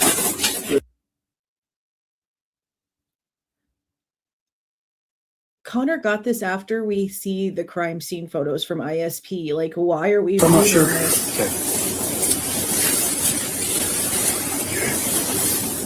As soon as he gets a video of that on the outside, without breaking our equipment, huge, I'll have you start. Sounds like it's a partial print. Off to the rock over there. When I get up there, I'll be able to point it out to you a little bit better. Okay. A partial print? Off that, I'm not sure. Oh, the footprint in the snow. All right. You're Jake Schwecky. Yep. Down here.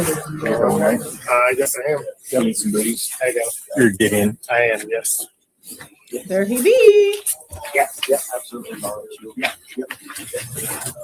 We couldn't find any in our kit. I had to go through our rigs. I don't even know what we got. Now this is not being redacted. This is just his hand in the way.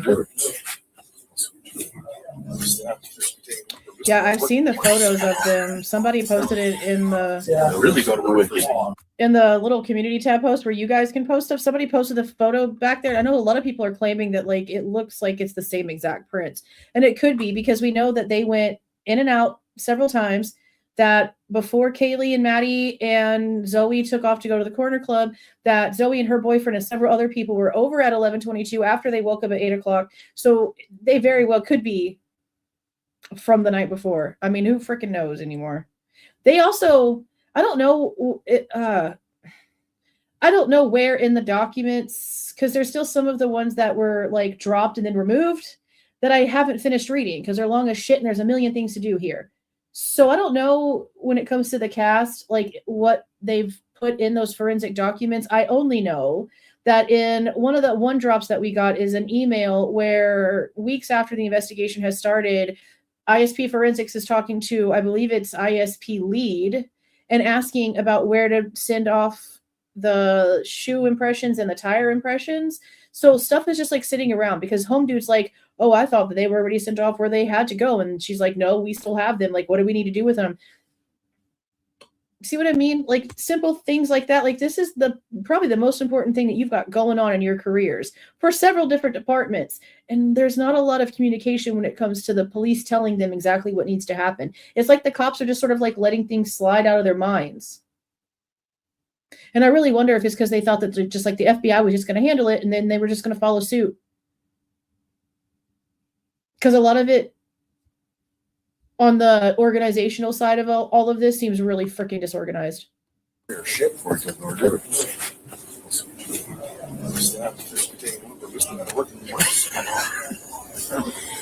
Yeah. Really go to the wiki.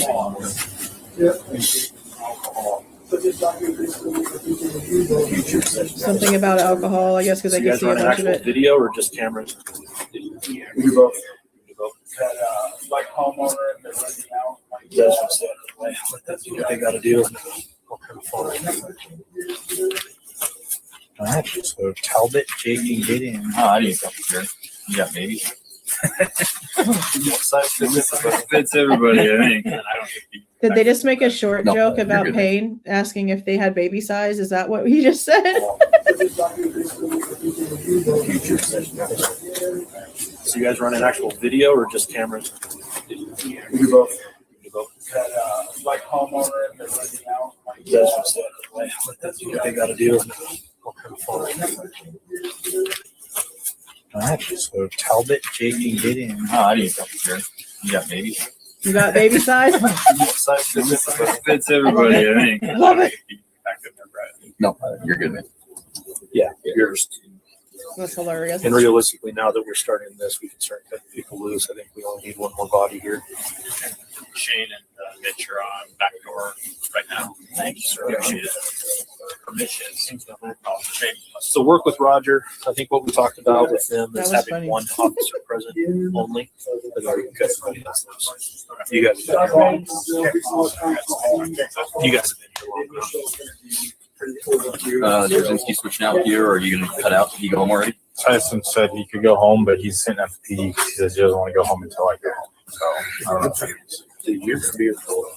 Yeah. He's got to work tomorrow. You don't, so probably would have keeping you.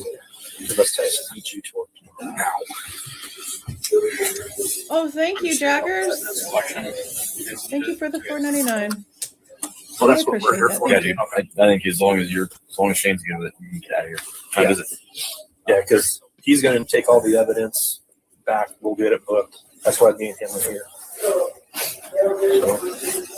Oh, yeah, Blaker? Is that true? Because they don't actually book the sheath into evidence until like the next day.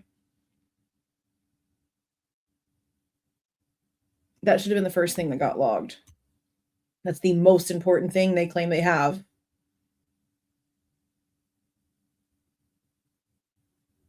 How we'll be taking over soon. Here's what's going on. Yes. Kevin, 17.8. Yeah, you're good, Corbin. Reach out to those guys. Just get a number.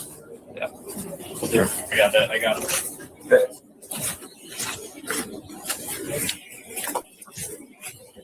So this is the one that they hid in. This is the one that they hid in. They really talk about that basement a lot. Basement room a lot. This one's got like a wall floor. It's definitely Payne talking. What else is he saying? Yeah, you're good, Corbin. Reach out to those guys. Just get a number. Yeah. I got that. I got it.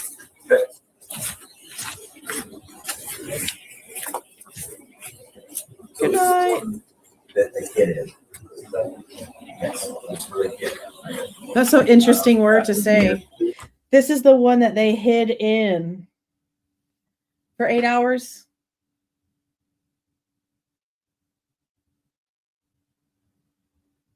For 8 hours. They have electronics, they have phones, they're communicating with each other. Dylan is calling more people and texting more people than we were originally told. We've seen that now. And we still haven't seen it all. That's the crazy part. They're giving us a very small section. Not giving us Bethany's. I wonder when that's going to happen. I think that most people are just concerned about Dylan's more than anything, as he should be. But Bethany's is just as important.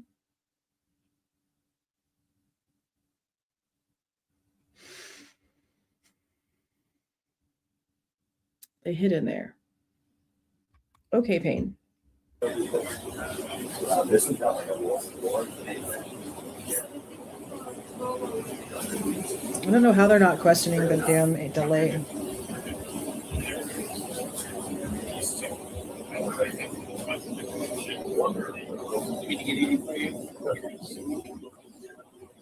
That's currently where they're hiding. It makes sense. It just did that shit again.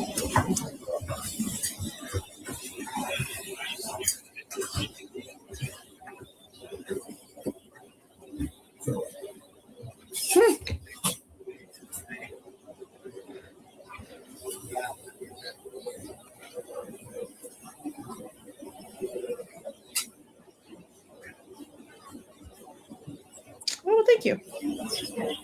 I appreciate that. Thank you so much. That's sweet.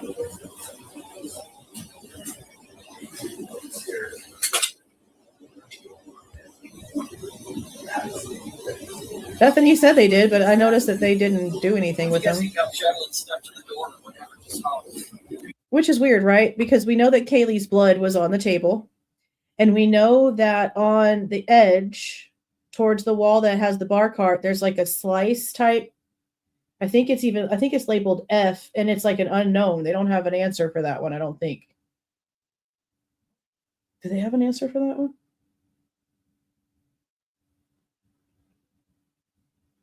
I don't think they had an answer for that one. But you would think that with the Kaylee's blood being on the side where the like some of those cups were knocked over and like the beer bottle was that was like liquidy, you would think that they would have brought the cups in to see if they had anything on them. I haven't seen anything in the reports either.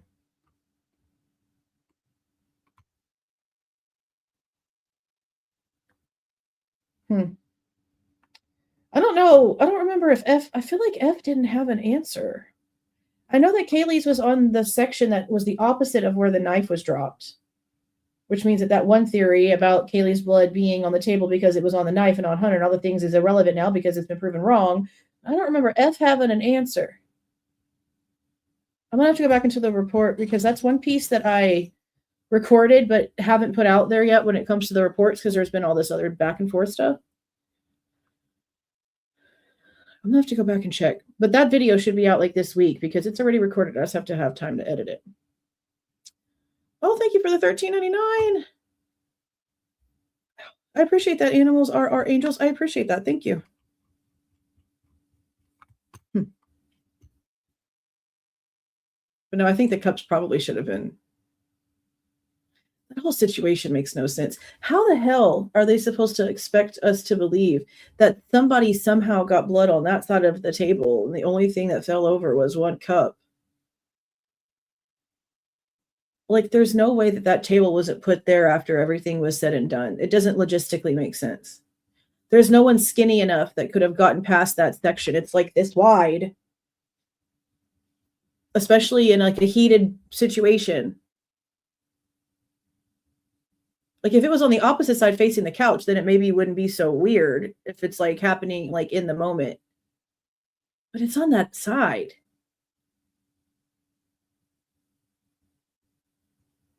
I mean, the whole table itself just it's been looking staged the whole time. It's in a weird position. They don't talk about playing that night. We're supposed to believe people were running all over the place.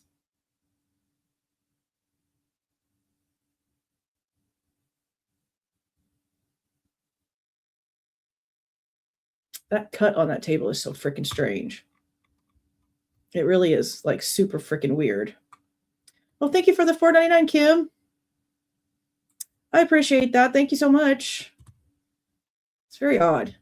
Yeah, I'll get that video done in the next couple days and get it out.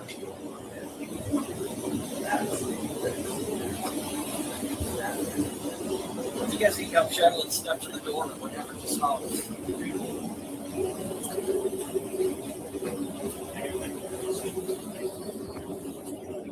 I feel like that probably happened a lot. If that's where they played, that'd be a situation for sure.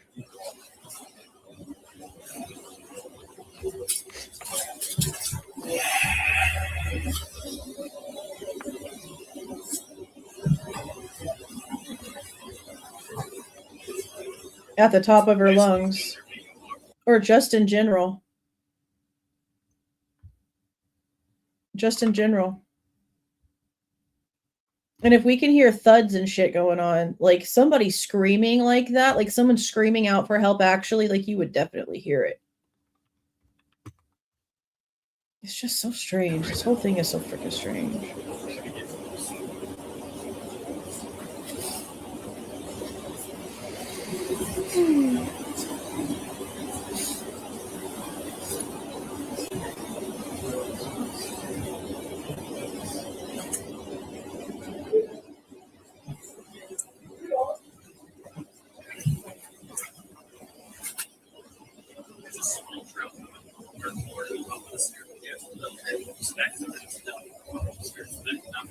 What did he say? A small trail, what? He just, somebody said something about a trail of something from the top of the stairs or something like that.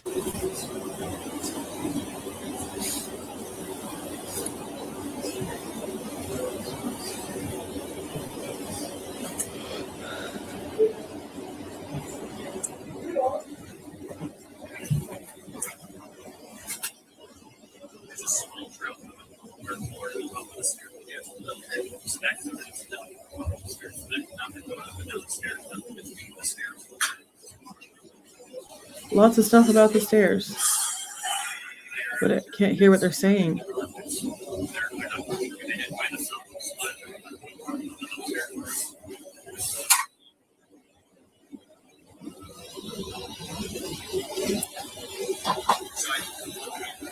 Something about an upstairs room.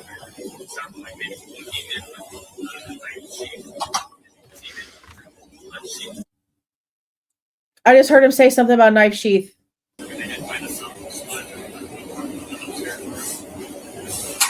Upstairs room.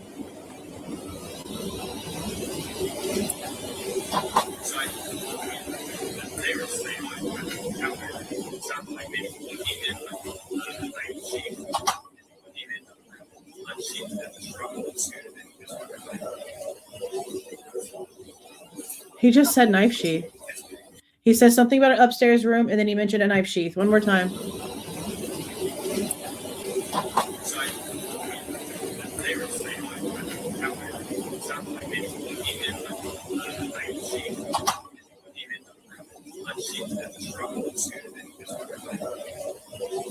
He does say knife sheath.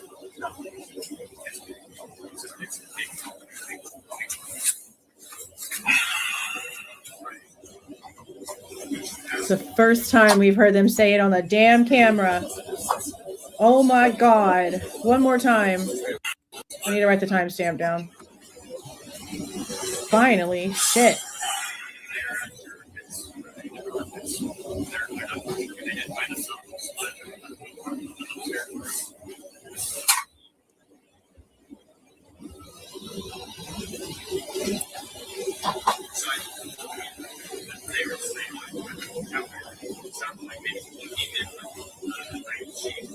It sounds like looking in, they located a knife sheath. He says something about an upstairs room, and then he said it sounds like he's saying looking in, they located a knife sheath. Well, then why is it not a Werner's report?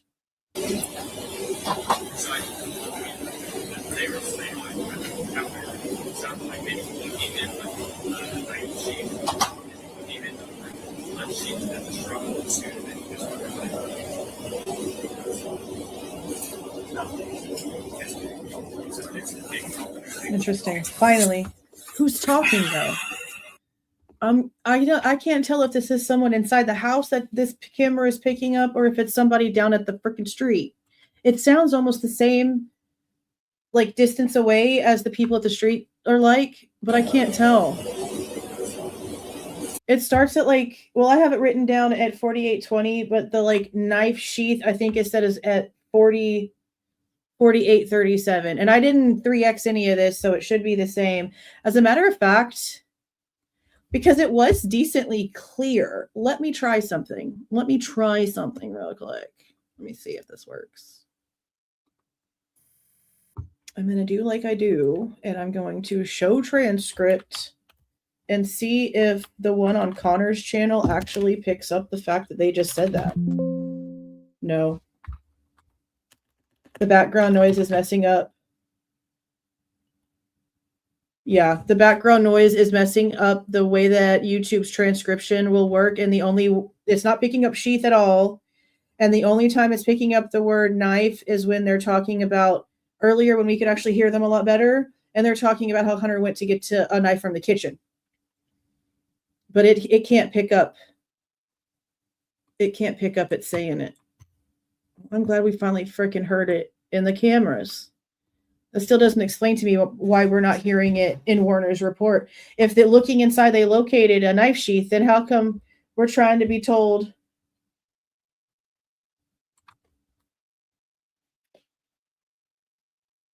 How come we're trying to be told that Eric Warner didn't see it?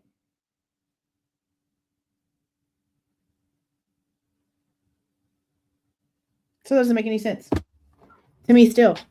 We need clarification and direct proof of when that was actually found. And I don't know why we're not being able to see that on Bodycam. Like, what? Why?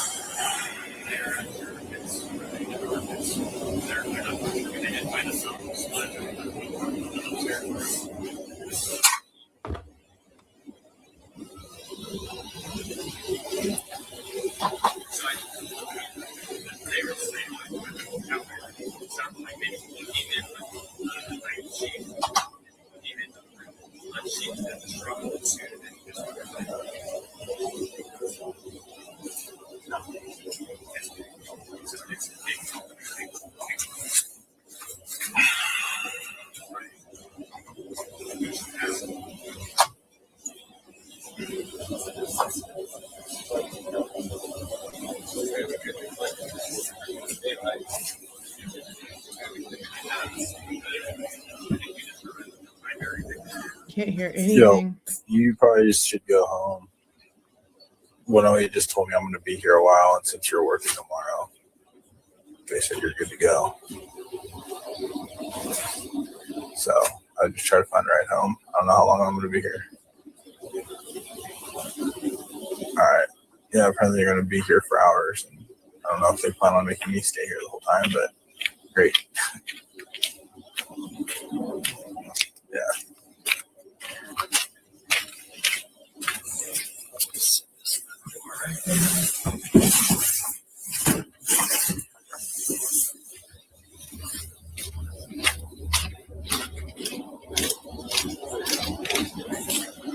All right. Bye.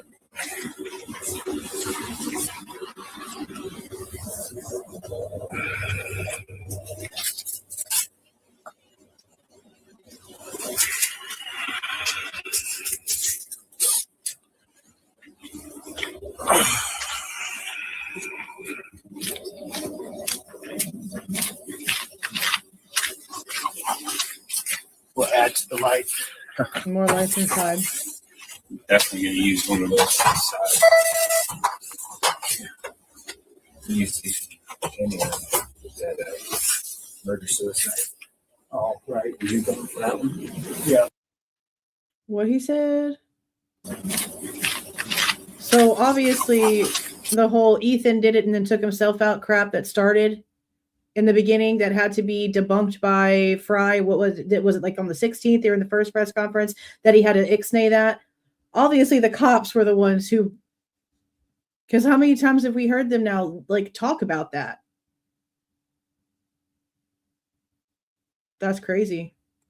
We'll add to the light. Definitely going to use one of those inside. Use these that murder suicide. Oh, right. You going for that one? Yeah, I was still gone. Yeah, that was. Oh, okay. They're talking about a past case. Never mind. He's talking about working a past case that was one. Maybe that's why we hear in part 2 them talking about it, because some officers at this scene already worked a scene like that. They probably should just like not talk. They should probably just not talk. Murder suicide. Oh, right. You going for that one? Yeah, I was still gone. Yeah, that was. I don't know why it's skipping so much.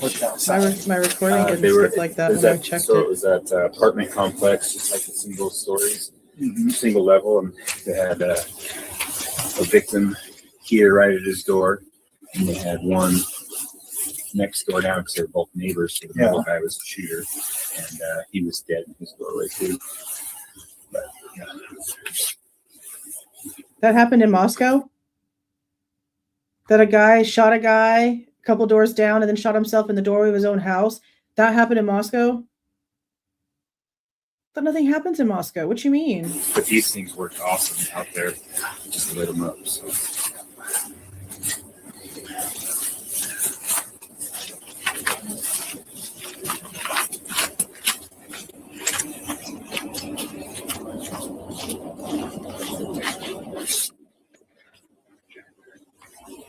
Nothing ever happens. Just, college kids dying in the snow because no one will help them and they're too drunk to walk everywhere. People drowning in little bitty streams and, overdoses and bike vigilantes with knives and murder suicides. But nothing happens in Moscow. Nothing happens in Moscow. Oh, and then the panty raider guy. Remember the girl with the car and he took her panties out of her damn suitcase. Insane. Insane.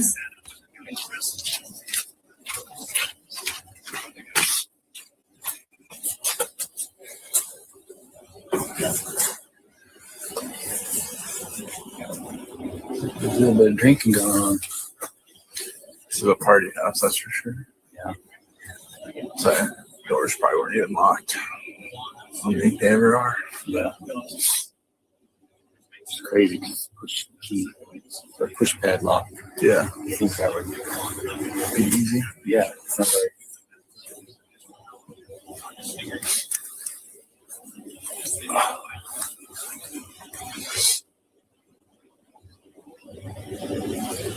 amazing how much trash and stuff is around. You never freaking tried to clean up after yourself. He's talking shit about how dirty the house is. How you guys do it, man? It's interesting. It's definitely a change from where I used to do police work. So. That one. The crackhead cleaning the knife in the public bathroom with Eric Gower trying to go pee in the middle of the night. What? That was wild. That was wild. How you guys do it, man? It's interesting. It's definitely a change from where I used to do police work. So. Where's that? California. Oh, really? What part? Visalia. I think I heard something Central about Valley, that. in between Fresno and Bakersfield. Okay. Yeah, I was born in Santa Rosa. Oh. And I was living shitty Clear Lake until I was like 10 and we moved to Arizona. Just telling him his whole freaking life story. Yeah. No, I was 10. Yeah. It's been a nice change of pace. Yeah. I didn't work, but I was on the scene of 4 or 5 homicides in 2 years over there. And that was just when I was working. Yeah. And then this is my first one in 2 years here, so well, a little slower pace. Yeah, for sure. Since like all the crazy stuff happens in Moscow, we had, I guess it would have been 7, 8 years ago. There was that kind of like an active shooter, but he killed his mom, went to the property manager, killed the property manager, went to RVs, shot the manager of RVs. You probably heard about that. Yeah. Yeah, okay. Isn't that the one that Ava Wood says that she was around for? Because I know that we heard this already. I think we've like talked about this before. I think this is the one that Ava Wood says that she was around for. And of course, now it's silent. I didn't do that. Kids out at Lincoln Valley Reservoir. I do remember that. I do remember that. I'd like to go back and see what he said. I don't remember what he said. It was weird as shit, though.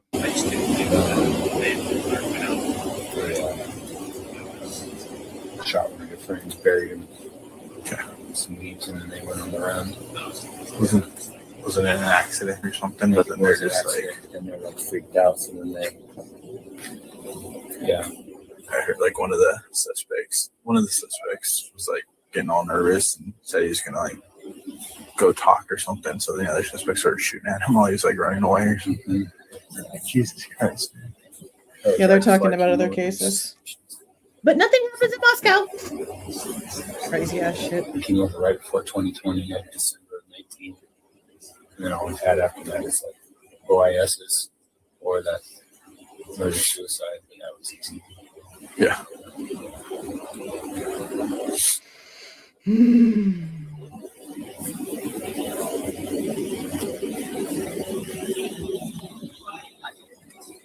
Yeah, they don't have too many whodunits. Yeah, this was crazy because all the ones that worked in California are either gang related or one of them was like a girlfriend, boyfriend, just broke up with him the day before, and then she ended up getting shot in her house. We got there, and my sergeant, who had been in detectives, worked 23 hours straight that day. I mean, Is this from before he moved, or is this another Moscow situation? Yeah, they don't have too many whodunits. Yeah, they did. yeah, this was crazy because all the ones that worked in California are either gang related or one of them was like a girlfriend, boyfriend. California stuff he worked. The day before, and then she ended up getting shot in her house. We got there, and my sergeant, who had been in detectives, worked 23 hours straight that day, and we ended up finding him parked outside his job. Take him to custody like less than probably 10 hours after he killed his Parked outside his job. ex-girlfriend. Crazy You want shit. everybody out before I start this up? Yeah. Okay. Well, I can start the outside before we kick everybody, and then What was your name again? Yeah. Have you go with you? So that's Schweckner, okay. We'll do.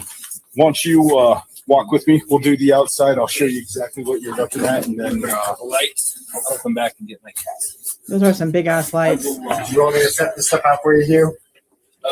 If that box is going to stay there, I'll come back and get it. But I think with one of these lights and this light, and then I'm going to need you for photographs before I start casting it. So Understood. So I'm gonna get some overviews. overviews is all I'm gonna do. So Okay. Go. let them know I'm going hot. Okay, I'll let them know. Hey guys, video's starting. So as he works through, if you want to sneak out or around, he'll let you know where he's at. He's doing outside first, though, right? Yeah, he's doing outside first. I want this video. I'm tired of photos.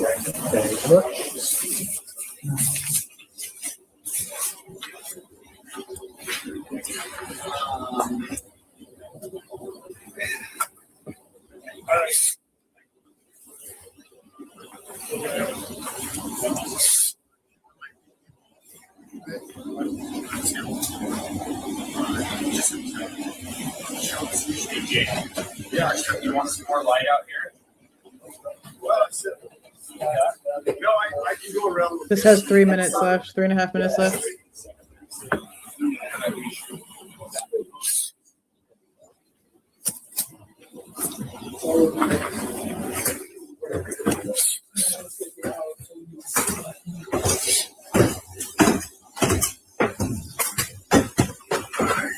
There's Blaker.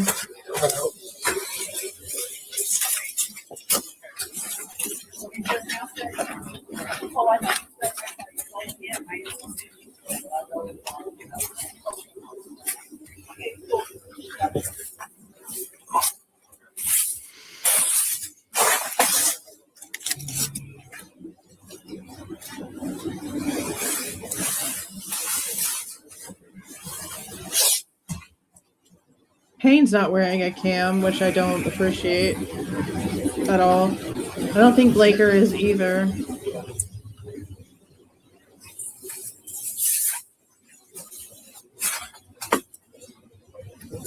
You can barely see like the red of Ethan's Jeep through the windows of Maddie's car.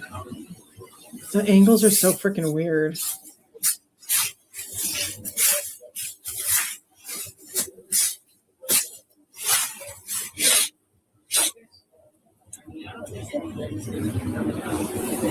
It's there, you just can't see it because we know that they take pictures of it and stuff the next day. It's like that earlier, like within an hour. There's people down here moving around their vehicles. Yeah, Payne is tiny. Payne is tiny.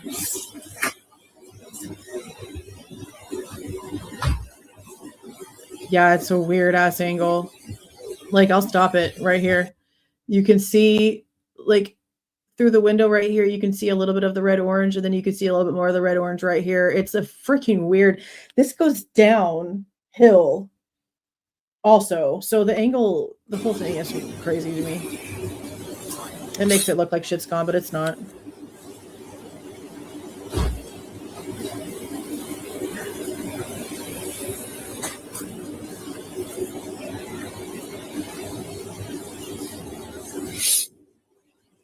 They should all be wearing body cams. I don't know why they chose those two not to wear body cams. Maybe they didn't have any more. I mean, they've got people from day shift working, like the next day shift working right here. So maybe they don't have any. Maybe they switch them back and forth for shifts and they just didn't have enough. I don't freaking know. But you'd think with everything that's going on, everybody would have to cam up. What's up, bro? So you just basically, if one of our guys just put their number, time in, and then just put out, and whenever they leave, and then the ISP guys just us. Okay, so is this Waters right here? And just flip it to the next page. And Let me check the report. You have a pen? I do. Okay, cool. Thanks. Car 3 parked at the bottom. Did someone drop you off? No, I drove. So car 3 is at the bottom. Okay. Right by the mailbox is there on the bottom. Yeah, I'll see how long they're planning on having us stay. I don't know. Because they said eventually they just want one patrol officer here. So I don't know if they were going to want like the graveyard guys just to swap in and out throughout the night. Because I think everyone, all the day shift guys are clearing. So okay. I'll find out before I bounce. Thanks, man.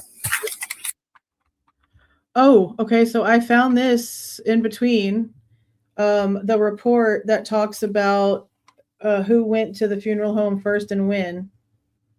They all went that night.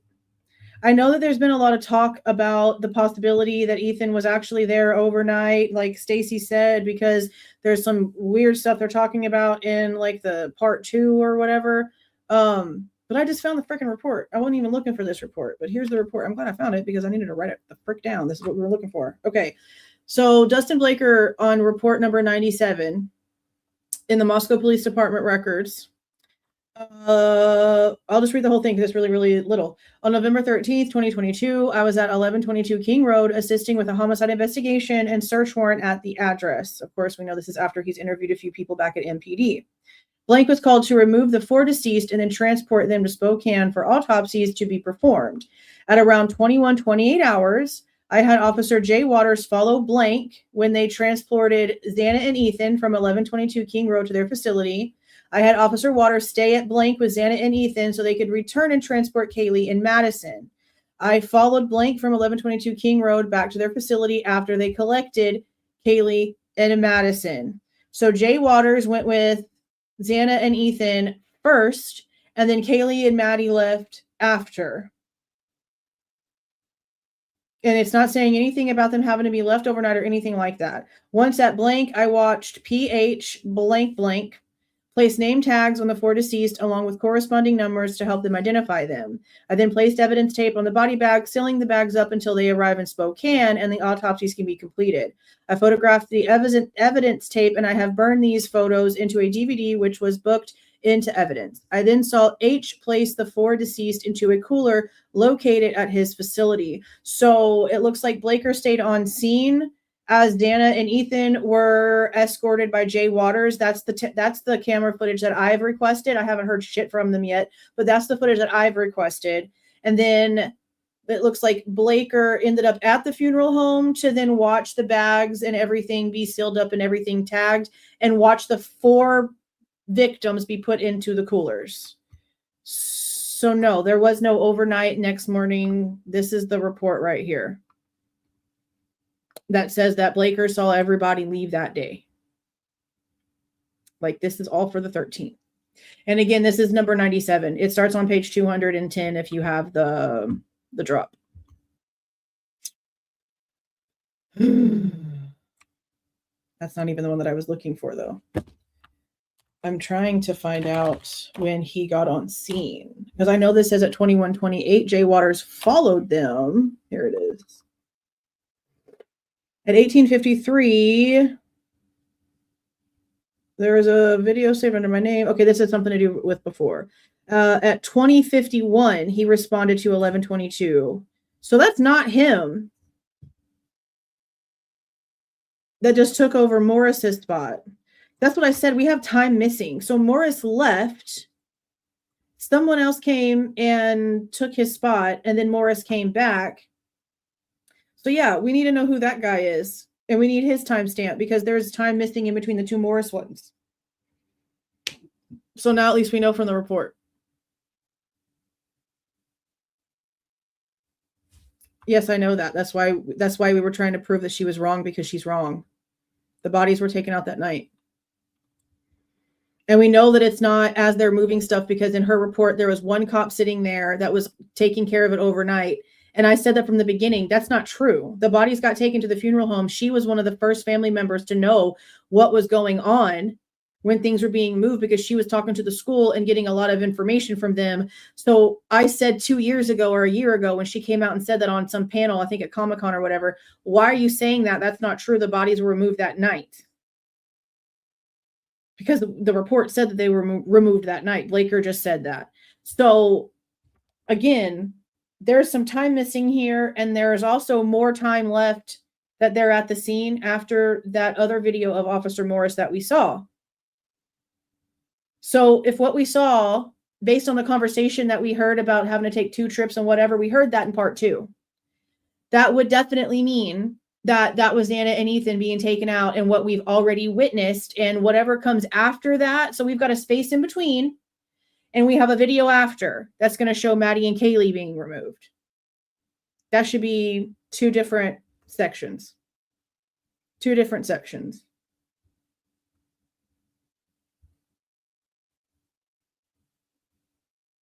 I know. I don't understand why he didn't have one on. That's so crazy.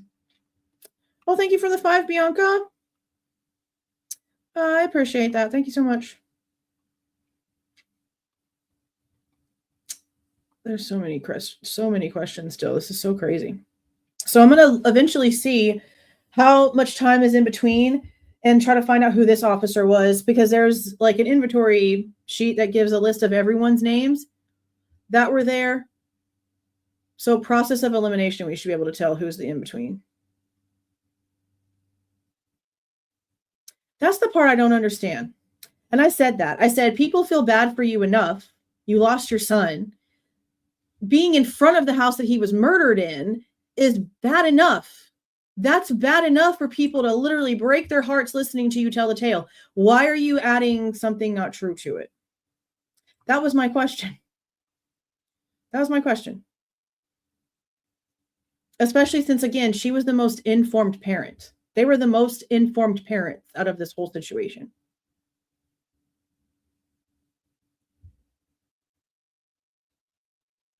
So, I don't know why she told a fib, but it's not true. They were the first set to leave. And we see that on camera. But is anybody going to ask her why she lied? I don't know. I am. I've been asking for a year now. Why are you being dishonest? It's sad enough. It's horrible enough. The same thing I say about the Goncalves is, it's bad enough. Why are we making up shit? Same thing I say about people out here that just literally make up shit for views. Why are we doing this? It's sad enough. What are we doing? So I don't know. I don't know. No idea. I don't know, David. How about you tell us the truth, and then maybe we'll see how I react to it. Oh, wait, you're just a troll. Probably somebody I've already kicked out of here. But you know what? You came in too late, so go get your jollies off somewhere else, because we're done. Thank you very muchos. All right, I'm going to get off of here. I'm going to eventually just she's going to have a choice to answer that question, because then she's kissing Othram's ass, and Othram is lying about the amount of DNA because they were sent a magnified sample. They had nothing to do with the touch DNA. I'm not touching touch DNA, the transfer DNA. We've gone through the actual scientific analytical data from the forensic reports to show how minuscule this was. And we've even done the calculations to see how they did their magnifications. We've gone through all of the damn reports. They literally told MPD they could give them something in 72 hours. 18 days later, they had nada, and that's why it got snatched from them. Othram failed, yet they're the ones getting praised and good. What? They literally failed and had it ripped from them because they were taking too long to get down to business.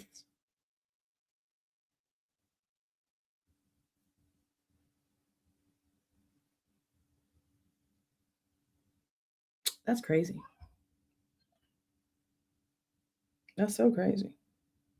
I just don't understand. Okay, guys, I'm going to get off of here and go find something to watch and relax. I appreciate all of you guys coming in here. I don't know if we'll be live tomorrow. I think we have one more camera, one more body cam to catch up on. A couple documenty things. Forensic reports we're still trying to catch up on, but I think as for body cam, I think we only have Smith left. If my billboard up there, my dry erase board is accurate. I think we only have Smith left. So we're getting caught up, which is great because Connor and Christy have a shit ton of interviews that are coming out. And I've FOIA'd stuff that hopefully I get some answers to, but we all know what ISP is already doing. But again, I'm asking ISP so they can clarify to me that it got sent to Moscow and Moscow can't play their games. Damn it. Waste my time. Okay. thank you so much for being here. And thank you for the super chats and the super stickers and all of you guys that joined and became a member. Do not forget, we do a members only live the last Monday of every month where we do a giveaway. I have that set up already. Members only. It's ad free. And we talk about this case, other cases. We kind of just like shoot the shit about anything. It's a very just more like relaxed and we're hanging out type situation. So don't forget that. Don't forget that. That's always fun. But yeah, I am going to get off of here and go do something. Y'all go take a break with your brains.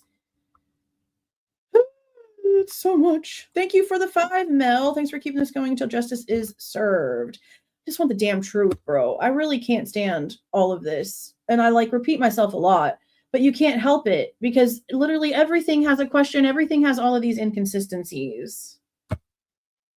And the one piece that they try to say matters, they're not being honest about who found it. They obviously finagled those damn signatures on that damn evidence bag simply because I asked for them. There's no way that that was the actual evidence bag log. Snap versus snap. Resubmitted Q-tip. It's just too much. It's really just too much. It's really just too much. Did somebody say something stupid? Like, I guess I just need to like go find this person again and block them. I don't even know where they went. Like, I try not to pay attention to these little stupid little losers, but then I have to pay attention to these little stupid little losers, and then they just get blocked. Like, ban and goodbye. I don't even care what you said. I just found the very last one, and you're gone. So there's that, and bye-bye. Have, like, fun in somebody else's chat being a loser. Thank you for the 5 gifted memberships, Bianca. I appreciate that. All right, you guys, I'm really going to get off of here now. That loser's gone. He can go be a loser somewhere else. You'll have a super great night. Happy Monday. Tomorrow's Taco Tuesday. It's like the best day of the week. Let's be serious. All right, guys, I'm going to go ahead and roll this out. Please do not forget to leave a like on your way out and subscribe to the channel if you are not subscribed already. All right, you guys. See y'all.